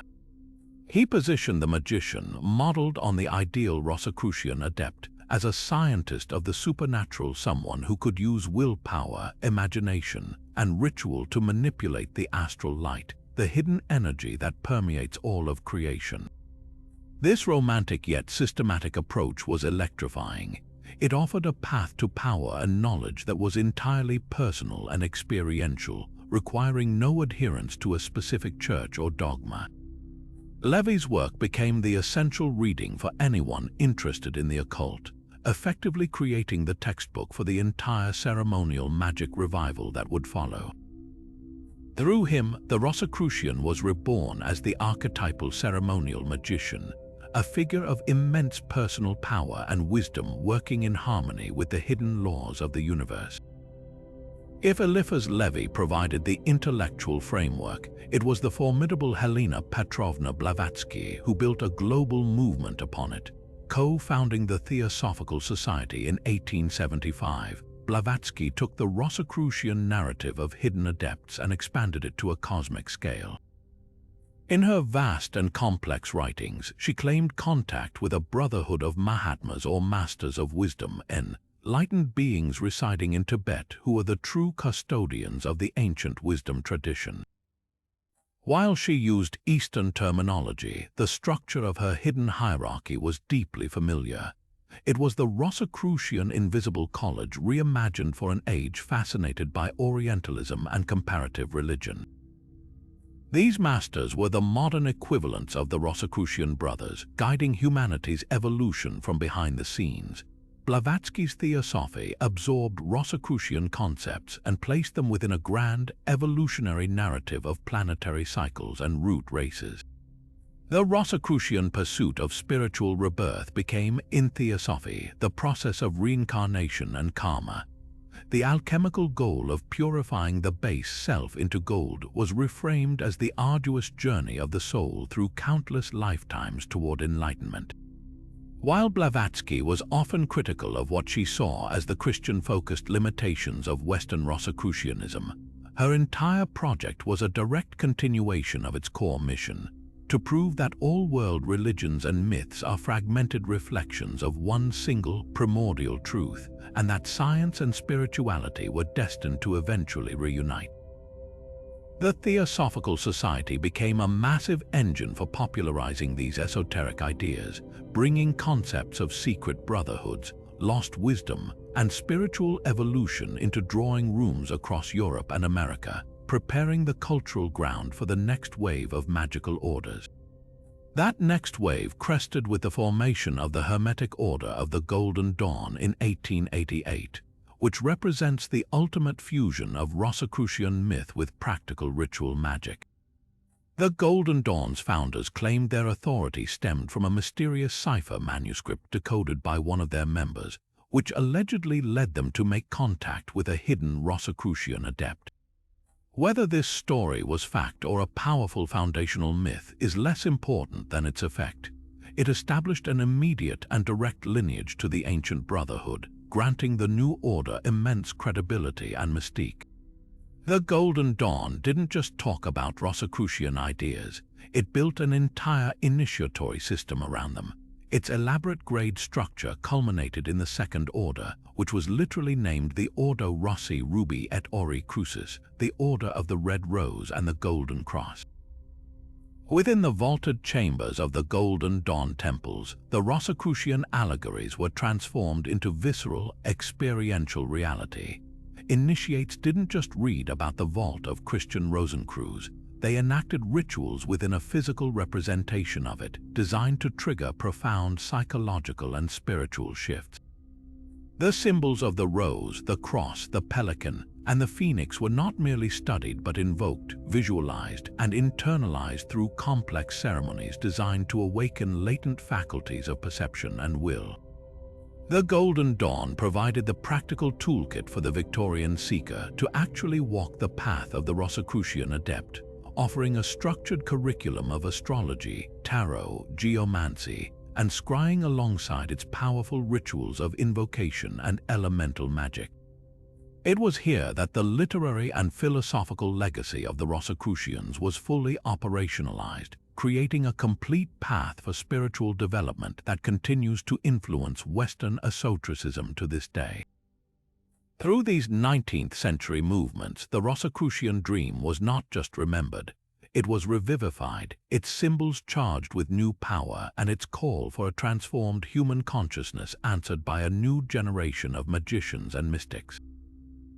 At the heart of the Rosicrucian path was a radical proposition that the divine was not a distant monarch to be worshipped from afar, but a latent potential within every human being, waiting to be awakened through disciplined inner work. This was not a passive faith but an active science of the soul, a comprehensive system of personal development designed to transmute the base lead of our unrefined nature into the spiritual gold of an illumined consciousness. Their methods were a sophisticated synthesis drawing from the deep wells of Christian mysticism, the intricate architecture of the Kabbalah, and the practical operations of Hermetic philosophy, weaving them together into a coherent and practical path of inner alchemy accessible to the dedicated seeker. The foundational practice, the bedrock upon which all else was built, was a profound and intentional form of meditation. But this was far from the modern concept of mindfulness for stress relief. For the Rosicrucian, meditation was an active engagement with the architecture of the cosmos itself. The initiate would be instructed to focus their mind on a specific sacred symbol, perhaps the rose cross, the geometric patterns of the vault, or a divine name from the Kabbalah. This was not mere visualization. It was a form of intense devotional concentration known as theoria, aimed at stilling the chaotic chatter of the ordinary mind and aligning the individual's consciousness with the deeper, archetypal reality the symbol represented. Through this sustained focus, the symbol would cease to be an external image and would become an internalized reality, a key that unlocked corresponding states of awareness within the soul of the practitioner. It was a process of resonant attunement where the microcosm of the human spirit learned to vibrate in harmony with the macrocosm of the divine mind. This meditative work was intimately paired with the practice of symbolic contemplation, a kind of spiritual digestion of the world. The Rosicrucian adept was trained to see beyond the literal appearance of nature and scripture, perceiving instead a living tapestry of divine signatures. A sunrise was not just a celestial event, it was a daily drama of light conquering darkness, a mirror of the Christ consciousness rising within the human heart. The processes of nature, the growth of a plant from a seed, the transformation of a caterpillar into a butterfly, were all seen as external allegories for the stages of inner spiritual transformation. This hermeneutic approach, drawn heavily from the Kabbalistic tradition of parsing the hidden meanings in the Hebrew Bible, transformed the entire world into a sacred text. Every experience, no matter how mundane, could become a catalyst for insight if contemplated with the right symbolic key. This cultivated a state of perpetual reverence and learning, where the seeker was forever student and interpreter in the great university of creation. Yet this profound inner work would have been meaningless, even dangerous in their view, if not grounded in a rigorous framework of ethical living. The Rosicrucians understood that spiritual power without moral integrity was a path to corruption, not enlightenment. Their prescribed ethics were not a simple list of thou shalt nots, but a positive and active discipline aimed at purifying the vehicle of the soul to make it a worthy receptacle for higher energies. This involved cultivating the classic virtues charity, humility, patience, and veracity, but with a specific alchemical purpose. Each act of selfless service was a form of inner calcination, burning away the dross of selfish desire. Each moment of patience in the face of provocation was a process of dissolution, breaking down the rigid structures of the ego. They advocated for a life of balance, moderation, and intentionality, seeing the physical body and daily actions as the laboratory where the great work of transmutation had to practically occur.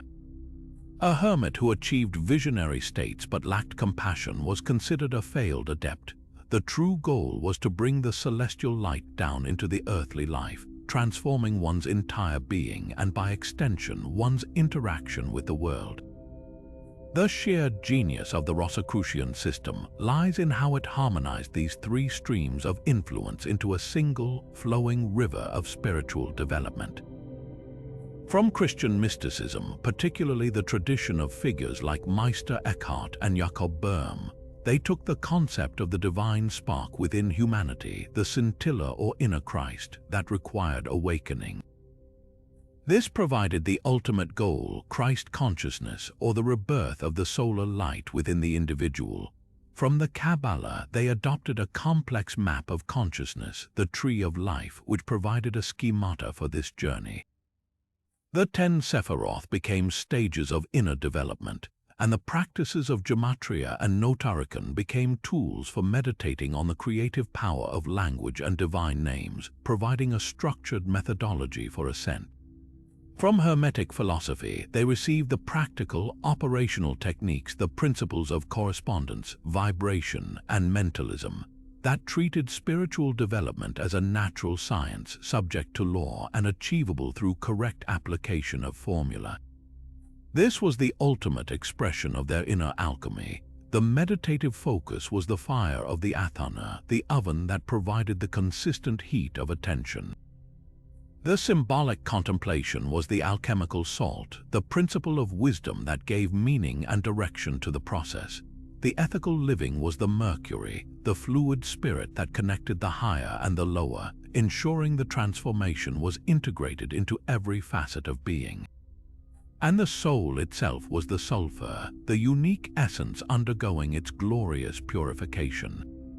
The result of this great work was not merely a well-behaved individual, but a fully actualized human being, a conscious co-creator who had realized their true nature as a bridge between heaven and earth, capable of not just understanding divine love, but of embodying it and radiating it outward into a world deeply in need of reformation. Now, to truly appreciate the Rosicrucian phenomenon, we have to place it within the wider tapestry of Western Esotericism, a landscape rich with other secretive orders and mystical movements. The most persistent and alluring connection drawn by both historians and conspiracy theorists is the one to the legendary Knights Templar. The Templars, that powerful order of warrior monks, were famously suppressed and dissolved by the Pope and the King of France in the early 14th century on charges of heresy and blasphemy. A popular legend sprang up that not all the Templars were captured. that a core group, along with their vast treasure and secret knowledge, escaped, possibly to Scotland. The theory suggests that this hidden Templar lineage went underground, preserving their esoteric wisdom for centuries before re-emerging in a new, more philosophical guise as the Rosicrucians in the early 1600s. Proponents of this idea point to the sudden appearance of the Rosicrucian manifestos, which seem to call for a reformation that would topple the papacy, a goal any surviving Templars would surely sympathize with. They also note the shared symbolism of the Red Cross, though the Templar cross was a stark, martial symbol on a white mantle, while the Rosicrucian emblem is a delicate rose on a Latin cross, representing a completely different, more internalized spiritual concept. While this makes for a compelling narrative straight out of a thriller novel, the historical evidence for a direct organizational link is virtually non-existent. The timelines don't align neatly. There's a 300-year gap between the Templars' dissolution and the Rosicrucian appearance, with no concrete evidence of a continuous secret society bridging that span. Most scholars agree that the connection is more thematic and symbolic than historical. The Templars became a powerful myth, a symbol of a suppressed, pure knowledge ruthlessly crushed by a corrupt church. The authors of the Rosicrucian manifestos, who are almost certainly Protestant Germans, would have found the Templar myth incredibly useful. By implicitly linking their new invisible brotherhood to the ghost of the Templars, they tapped into a pre-existing narrative of righteous persecution and hidden truth.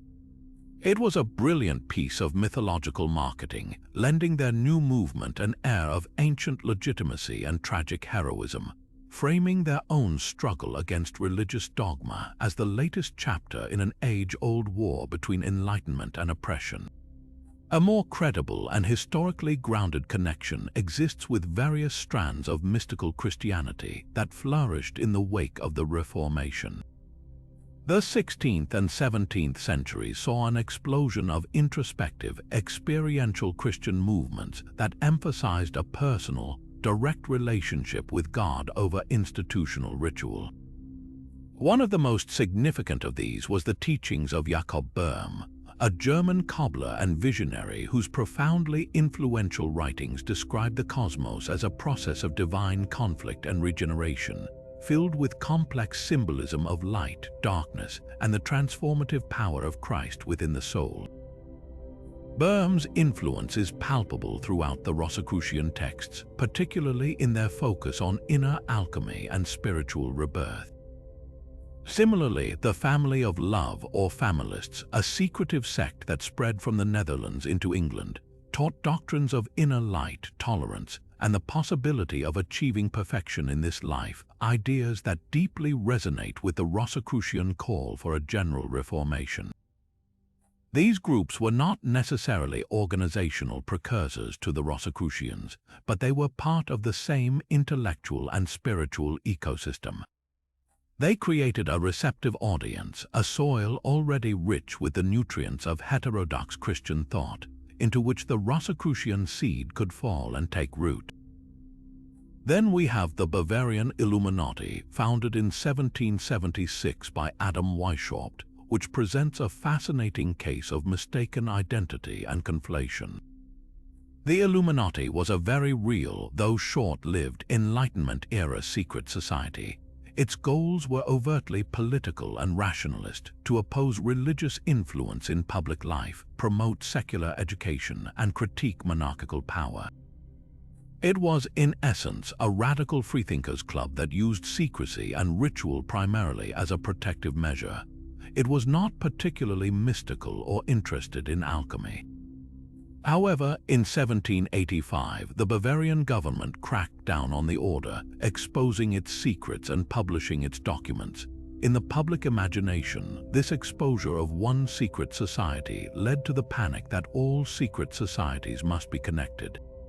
The Rosicrucians, who were by then a legendary name, and the Freemasons, who were a widespread fraternal order, were quickly lumped in with the Illuminati into a single, monstrous conspiracy aimed at world domination. This was the birth of the modern conspiracy theory genre. This conflation is a classic case of guilt by association and a fundamental misunderstanding of each group's core aims. The Rosicrucian project was primarily spiritual and philosophical, focused on inner transformation and a reformation of knowledge.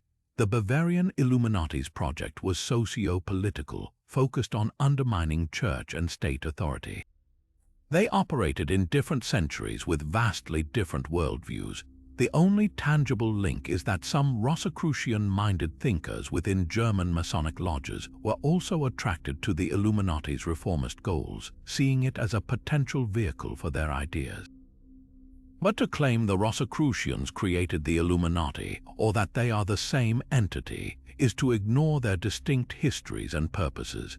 This popular misconception, however, has proven incredibly durable, fueled by sensationalist books and endless online speculation, forever linking the two names in a web of myth that is far more elaborate than anything the historical evidence supports. Ultimately, the most significant and undeniable relationship the Rosicrucians forged was with Freemasonry.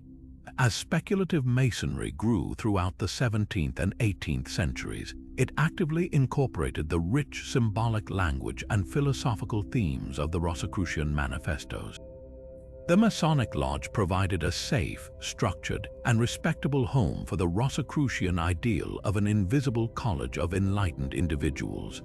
This wasn't a hostile takeover, it was a natural merger of kindred spirits. High-degree Masonic systems, like the ancient and accepted Scottish Rite, developed entire grades, most notably the Knight of the Rose Croix, dedicated to explicitly Rosicrucian themes, complete with rituals set in symbolic vaults and lessons on tolerance and the pursuit of truth. In this sense, Freemasonry became the primary vessel for the perpetuation and practical application of the Rosicrucian spirit. It provided the organizational framework that the original, elusive brotherhood lacked, allowing the dream of a universal reformation through personal improvement and fraternal brotherhood to survive and flourish into the modern era, demonstrating that the most powerful connections are often not of direct descent, but of shared philosophical aspiration. The reach of the Rosicrucian ideal extended far beyond secret meetings and philosophical circles, spilling over into the vibrant world of literature and art, where its themes found a permanent and fertile home. Creative minds captivated by the potent imagery of hidden knowledge, spiritual transformation, and enigmatic brotherhoods began to weave these threads into their work, ensuring the Rosicrucian myth would captivate the public imagination for centuries. One of the earliest and most profound literary adopters was the German giant Johann Wolfgang von Goethe. His masterpiece Faust is in many ways the ultimate Rosicrucian drama, though it never names the order directly. The entire plot revolves around a learned man, deeply dissatisfied with the empty intellectualism of conventional knowledge, who makes a pact with a mystical intermediary Mephistopheles in his desperate quest for ultimate wisdom and power. This mirrors the Rosicrucian seeker's journey, turning away from dogmatic institutions toward a dangerous but transformative path of direct experience. The aspiration for a more beautiful, enlightened world that Faust glimpses is the very utopian vision promised in the original manifestos, making the play a powerful allegory for the spiritual and intellectual hunger the Rosicrucians claim to satisfy. In the 19th century, the torch was passed to English authors who were deeply immersed in the esoteric currents of their time. Edward Bulwer Lytton, a prominent novelist and politician, became a central figure in this transmission. His famous occult novel, Zanoni, is a direct and detailed exploration of Rosicrucian themes. The story follows a mysterious immortal adept, Zanoni, who possesses ancient wisdom and struggles with the conflict between his transcendent knowledge and his human love for a mortal woman. The book is saturated with the language of alchemy, secret societies, and the perilous path of initiation, presenting a vivid, romanticized picture of what life might be like for a true Rosicrucian master. Bulwer Lytton didn't just write fiction, he was actively involved in the Victorian occult revival, and his work served as a gateway for many readers into the world of Esotericism, blurring the line between imaginative storytelling and genuine philosophical inquiry. His concept of a powerful, hidden energy called vril even influenced later speculative fiction and conspiracy theories, demonstrating how Rosicrucian-esque ideas can evolve and take on a life of their own in the cultural psyche. The visual arts were equally enchanted by this symbolic lexicon. The visionary poet and artist William Blake, though an idiosyncratic figure who built his own unique mythology, operated in a landscape deeply colored by Rosicrucian and Swedenborgian ideas. His intricate engravings and paintings are filled with the very imagery central to the tradition: the marriage of heaven and earth, the divine human form, and the eternal struggle between spiritual freedom and material limitation.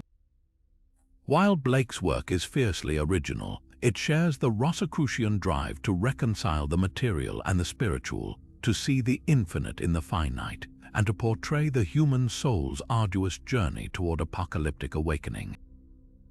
His figures often seem to inhabit a world of alchemical transformation, making his art a visual parallel to the inner processes described in texts like The Chemical Wedding. This fascination did not fade with time, it simply adapted. The entire genre of modern fantasy literature is built upon a foundation that the Rosicrucians helped pour. The concept of a hidden magical world existing just beside our own, accessible only to those who know the signs, is a direct descendant of the Invisible College. The quest narrative, so central to fantasy from J.R.R. Tolkien to contemporary authors, echoes the Rosicrucian seeker's journey for a lost or forbidden wisdom that can restore balance to the world. A modern master of this intellectual tradition is the Italian novelist Umberto Eco. His best-selling novel, Foucault's Pendulum, is a sprawling, erudite satire and love letter to the world of secret societies. The story follows a group of cynical editors who invent a grand, all-encompassing Templar Rosicrucian, Masonic conspiracy for fun, only to find that true believers are willing to kill for the secret knowledge they made up. Eco brilliantly dissects the human tendency to see patterns and connections where none may exist, yet he also displays a deep affection for the rich history and symbolic power of groups like the Rosicrucians, showcasing their enduring ability to inspire both profound insight and dangerous delusion. From the high art of Blake to the pulpy adventures of modern comics and films, the Rosicrucian DNA is everywhere. The notion of a secret society guarding ancient artifacts, the archetype of the wise mentor initiating a young hero, the plot of a hidden document that holds world-altering power, these are all standard storytelling tropes that flow directly from the spring of the Rosicrucian manifestos. They tapped into a universal and timeless human desire, the belief that there is more to the world than meets the eye, that deeper truths are waiting to be discovered by those with the courage and purity of heart to seek them. Artists and writers, as the custodians of our collective dreams and anxieties, have continuously returned to this well, using the Rosicrucian frame to explore our deepest questions about power, knowledge, and the possibility of personal and collective transformation. The Brotherhood may have begun as a literary phantom, but in the realm of art and imagination, it found its most enduring and powerful reality. Of all the promises made within the Rosicrucian manifestos, few were as immediately alluring or as seemingly verifiable as their claims to possess advanced medical knowledge. In an era where a simple infection could be a death sentence and mainstream medicine still relied heavily on bloodletting and astrological charts, the Fama Fraternitates made a stunning declaration. The Brothers of the Rosy Cross had the power to heal all diseases, even those considered incurable. This wasn't presented as a future possibility, but as a current reality held in secret, waiting to be shared with a worthy world. the text explicitly stated that every member of the Brotherhood was pledged to help the sick free of charge, presenting a vision of medicine not as a trade for profit, but as a sacred act of charity.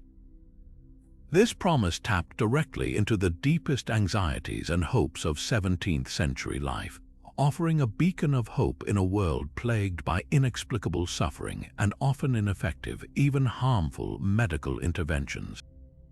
To understand the radical nature of this claim, we must look at the primary medical influence cited in the manifestos, the revolutionary work of Philippus Aureolus Theophrastus Bombastus von Hohenheim, who history remembers as Paracelsus. A figure as enigmatic and controversial as the Rosicrucians themselves, Paracelsus was a 16th-century Swiss-German physician, alchemist, and iconoclast who spent his life raging against the medical establishment of his day. He openly burned the canonical texts of ancient authorities like Galen and Avicenna in public bonfires, declaring that true medical knowledge came not from dusty books but from direct experience, from traveling the world to learn from barbers, midwives, and cunning folk, and most importantly, from reading the book of nature itself. Paracelsus rejected the prevailing humoral theory which sought to balance the body's four humors, and instead proposed that disease was often a localized issue, caused by external agents that could be targeted with specific, potent chemical remedies. The Rosicrucian manifestos champion this Paracelsian revolution. They echo his disdain for the vain and ambitious physicians who care more for their fees than their patients, and they wholeheartedly embrace his alchemical approach to medicine. This involved the preparation of powerful tinctures, elixirs, and arcana, concentrated essences derived from minerals, metals, and plants through alchemical processes like distillation and fermentation. The most famous of these sought-after remedies was the alkust, a hypothetical universal solvent believed to dissolve any substance into its core components, and in medical terms, to break down diseases at their fundamental level. Another was the primum ens, a primordial essence derived from a particular plant, often said to be Melissa officinalis, or lemon balm, that was purported to possess incredible rejuvenating properties. The Rosicrucians were portrayed not just as inheritors of these recipes, but as masters who had perfected them, possessing a complete and flawless system of chemical medicine that could grant health and extend life. But did this theoretical alignment translate into any demonstrable, unusual medical practices? The historical evidence is tantalizing but indirect. We find clues in the work of figures closely associated with the Rosicrucian intellectual sphere. Take the case of Oswald Kroll, a devoted Paracelsian and a likely influence on the manifestos. In his influential 1609 work, Basilica Chymica, Kroll provides detailed, illustrated instructions for creating chemical medicines, including complex alchemical apparatus and recipes for laudanum, a powerful opium tincture used for pain relief. Then there's Michael Mayer, another key figure in the orbit of Rosicrucian thought, who served as personal physician to Emperor Rudolf II and was deeply invested in alchemical medicine. These men weren't mere theoreticians, they were practicing chemists in their laboratories, distilling essences, purifying salts, and experimenting with metallic-based remedies in ways that were far ahead of the mainstream Galenic practice of their contemporaries. Their work represents the kind of advanced knowledge the Rosicrucians claim to possess, a hands-on, experimental, and chemical approach to the healing arts. The most persistent and fascinating legend, however, concerns the panacea or universal medicine, a single remedy said to cure all ailments. This concept is deeply intertwined with the pursuit of the philosopher's stone in alchemy. In spiritual terms, the stone represented enlightenment. In physical terms, it was believed to be a tangible substance that could not only transmute metals but also, when ingested, purify the human body, curing diseases and granting extraordinary longevity. The Rosicrucian manifestos heavily imply that the Brotherhood had achieved this ultimate goal. The discovery of Christian Rosenkreuz's uncorrupted body in the vault was itself presented as proof of this power. His preservation was evidence of his mastery over the decay that defines mortal life. This claim of a universal cure was the ultimate medical heresy, challenging the entire complex, diagnosis-specific framework of contemporary medicine with a stunningly simple alchemical solution. When we scrutinize these assertions with a modern, evidence-based lens, they understandably strain credibility. The idea of a single cure-all is a medical fantasy, and the secretive nature of the Rosicrucian claims makes them impossible to verify.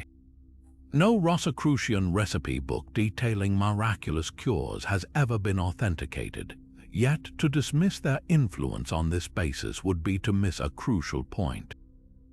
The true innovation of the Rosicrucian medical philosophy was not in any specific pill or potion, but in its overarching paradigm shift. They were advocating for a system of medicine that was empirical, looking for specific causes and targeted cures. They championed the use of chemistry, a new and powerful tool, to create more potent and purified medicines from both plants and minerals. They envisioned a world where healthcare was a right, not a privilege provided freely as a sacred duty. In this sense, their most enduring medical legacy was not a secret formula, but a prophetic vision of a future where science would relentlessly pursue cures, where medicine would become more effective and targeted, and where the goal of healing would be seen as one of humanity's highest callings, a vision we are still, centuries later, striving to fully realize. Yet for all their influence in the courts and coffee houses of Europe, the Rosicrucian dream could not be contained by a single continent. Its next and perhaps most consequential journey was across the Atlantic Ocean, carried in the minds and libraries of educated colonists who saw in its ideals a blueprint for a new kind of society. This transmission wasn't the work of a formal, organized mission, but a quiet migration of ideas where the esoteric philosophies of the old world found fertile ground in the intellectual soil of the new. The same yearning for religious freedom, intellectual liberty, and self-governance that drove many to the American shores aligned perfectly with the Rosicrucian call for a reformation of the entire world, making the burgeoning colonies a perfect incubator for this unique blend of mystical thought and Enlightenment reason. No figure better embodies this transatlantic fusion than Benjamin Franklin. As a young man in Philadelphia, Franklin was a quintessential seeker, a printer by trade, and an insatiable intellectual by nature. He was a founding member of the Junto, a club for mutual improvement that echoed the Rosicrucian ideal of an invisible college of learned individuals working for the public good.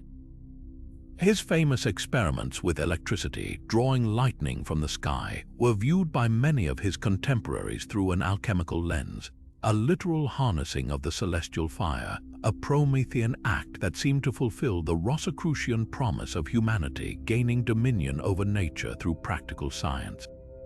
While Franklin was a pragmatist, his deep involvement with Freemasonry placed him at the heart of a network that was the primary vehicle for Rosicrucian symbolism. As the Grand Master of the Pennsylvania Masons, he would have been intimately familiar with the themes of building a new Solomon's Temple, a symbol for constructing an enlightened society, which resonated powerfully with the American project itself.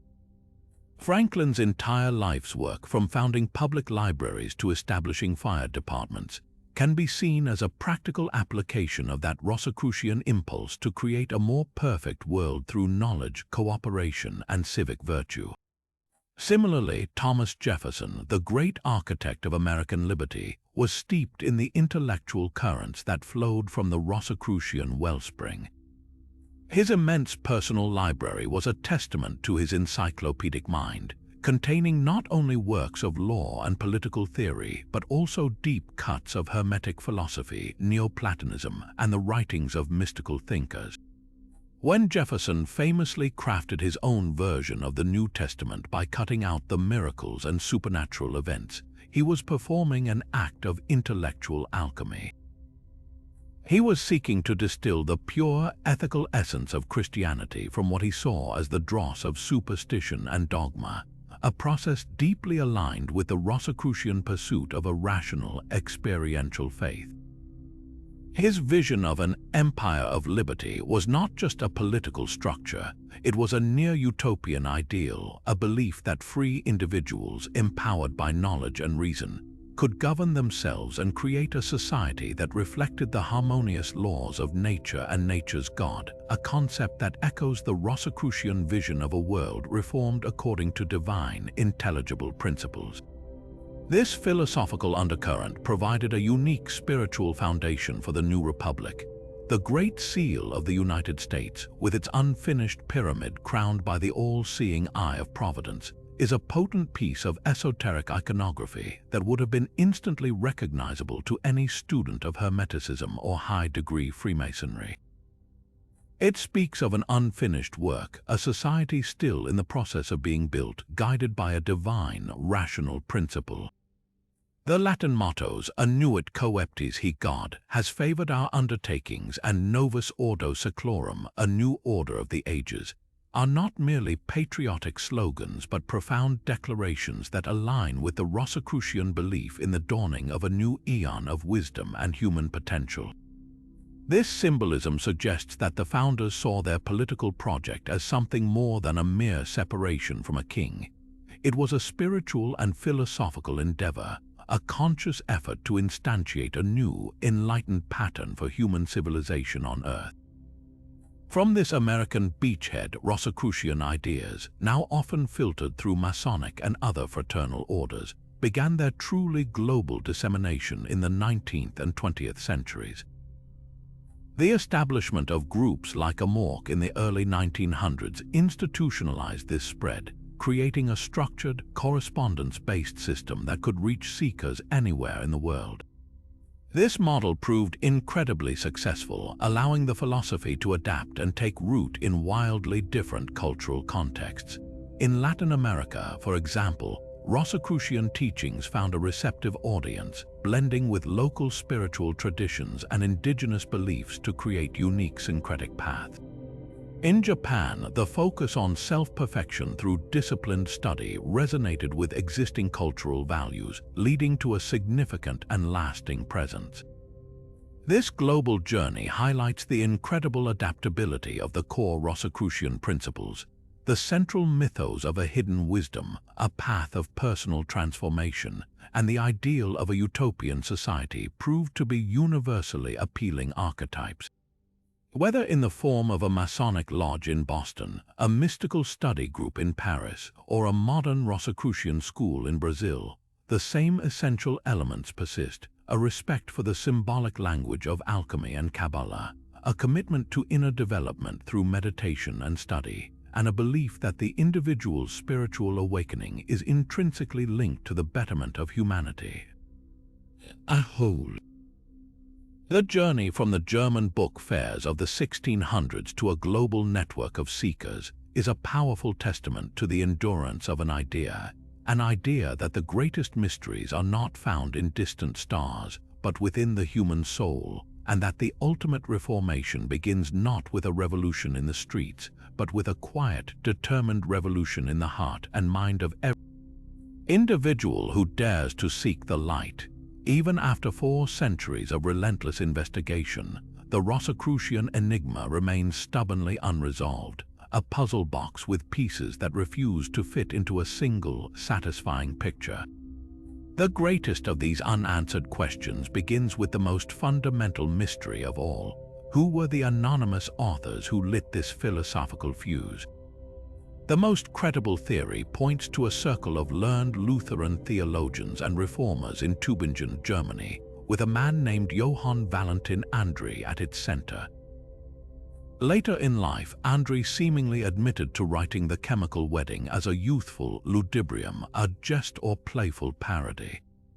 But was this a genuine confession or a clever piece of misdirection from a man tired of being hounded about a movement that had grown far beyond his control? If André was involved, was he the sole author or merely one voice in a chorus? other names have been proposed, from the alchemist Michael Mayer to the theologian Johann Arndt, but conclusive proof remains elusive. The sheer sophistication of the manifestos, weaving together theology, science, and profound esoteric symbolism, suggests not a lone prankster but a collaborative effort, a secret society not of adepts but of intellectuals who brilliantly fictionalized a secret society to serve as the perfect vehicle for their dangerous ideas. This directly fuels the second great mystery. Did any original, initiated Rosicrucian members ever actually exist outside of the pages of these texts? The fervent hope of thousands of 17th-century seekers was that a physical brotherhood was waiting in the shadows, yet no membership roll, no letters between initiates, and no verified personal accounts have ever surfaced. The complete absence of a paper trail is deafening. This has led many historians to conclude the order was a phantom, a potent thought experiment from its very inception. Yet a compelling counter-argument suggests that the manifestos themselves acted as a summons, a catalyst that willed the brotherhood into existence. In the years following their publication, numerous small, independent esoteric circles and alchemical laboratories sprang up across Europe. These were not a unified order but a decentralized network of like-minded individuals who adopted the Rosicrucian ideals, recognized each other through their shared interests, and began to live as if the brotherhood were real. In this view, the question shifts from "did they exist?" to "what does it mean to exist?" The true fraternity may have been a spontaneous emergence of affinity groups, a self-fulfilling prophecy of spiritual seeking inspired by a powerful founding myth. Then we arrive at the most tantalizing mystery of all. What happened to their alleged vast knowledge? The manifestos promise a complete revolution in medicine, science, and theology, implying the brothers possessed secrets that could cure all disease, transmute metals, and unlock the cosmos. If such a treasury of wisdom existed, where did it go? Was it ever real, or was it merely a rhetorical device to highlight the poverty of conventional knowledge? One theory proposes the knowledge wasn't lost but was quietly disseminated and absorbed into the mainstream. The rise of the Royal Society and the scientific revolution, with its emphasis on empirical observation and collaborative research, can be seen as the practical implementation of the Rosicrucian scientific agenda. Their secret was the scientific method itself, which began to transform the world not through magic, but through slow, meticulous experimentation.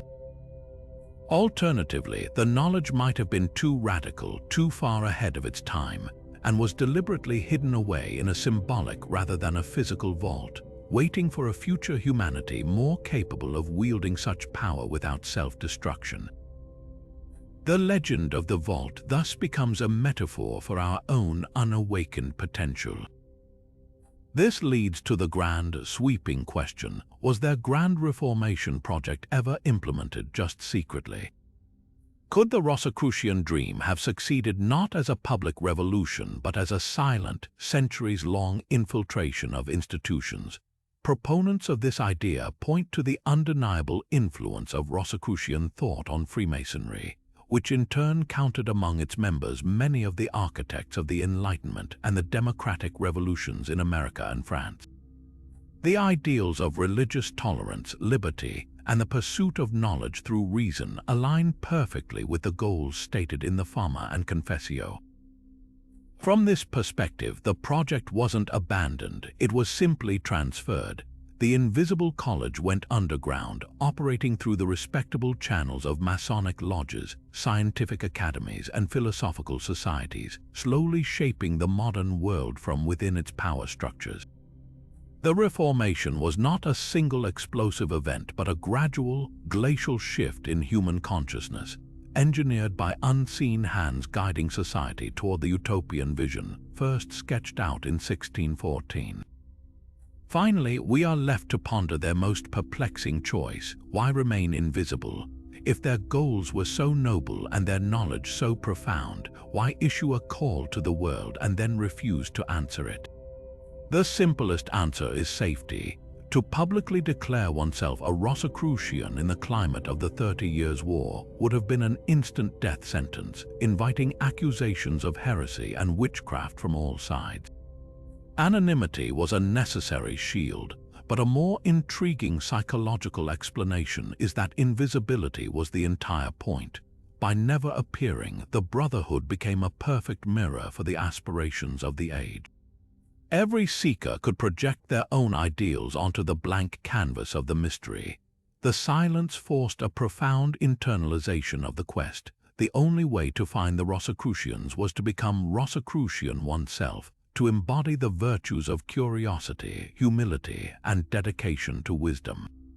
Their revolutionary claims required no army because their weapon was the power of an idea so compelling that it could inspire change for centuries without ever requiring a single member to step into the light and prove it was real. Their greatest secret may have been that the Brotherhood was always a state of mind, a calling rather than a club, and that the most powerful revolutions are those that begin not in the streets but in the human soul. So, as we reach the end of our journey through the veiled history of the Rosicrucians, we're left not with a simple answer but with a profound and lasting echo. The true legacy of the Rosy Cross isn't found in a membership roster or a hidden treasure map, but in the undeniable and seismic impact its ideas had on the very architecture of the modern world. Whether this brotherhood was a physical reality, a brilliant literary hoax, or a powerful cultural phantom matters less than the fact that its call for a reformation of all knowledge was answered.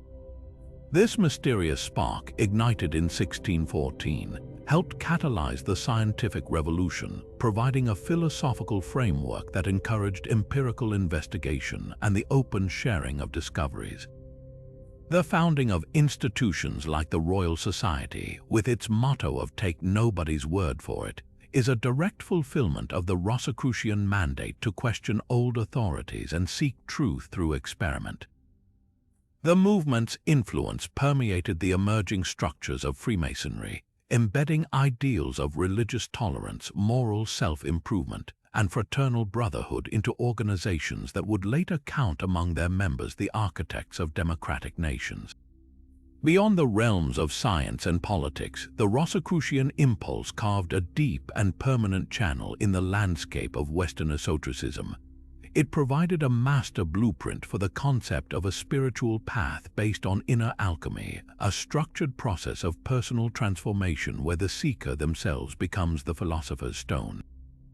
This framework inspired countless subsequent orders, from the Golden Dawn to modern mystical schools, each building upon the foundation of symbolic initiation, meditative discipline, and the pursuit of gnosis or direct spiritual knowledge.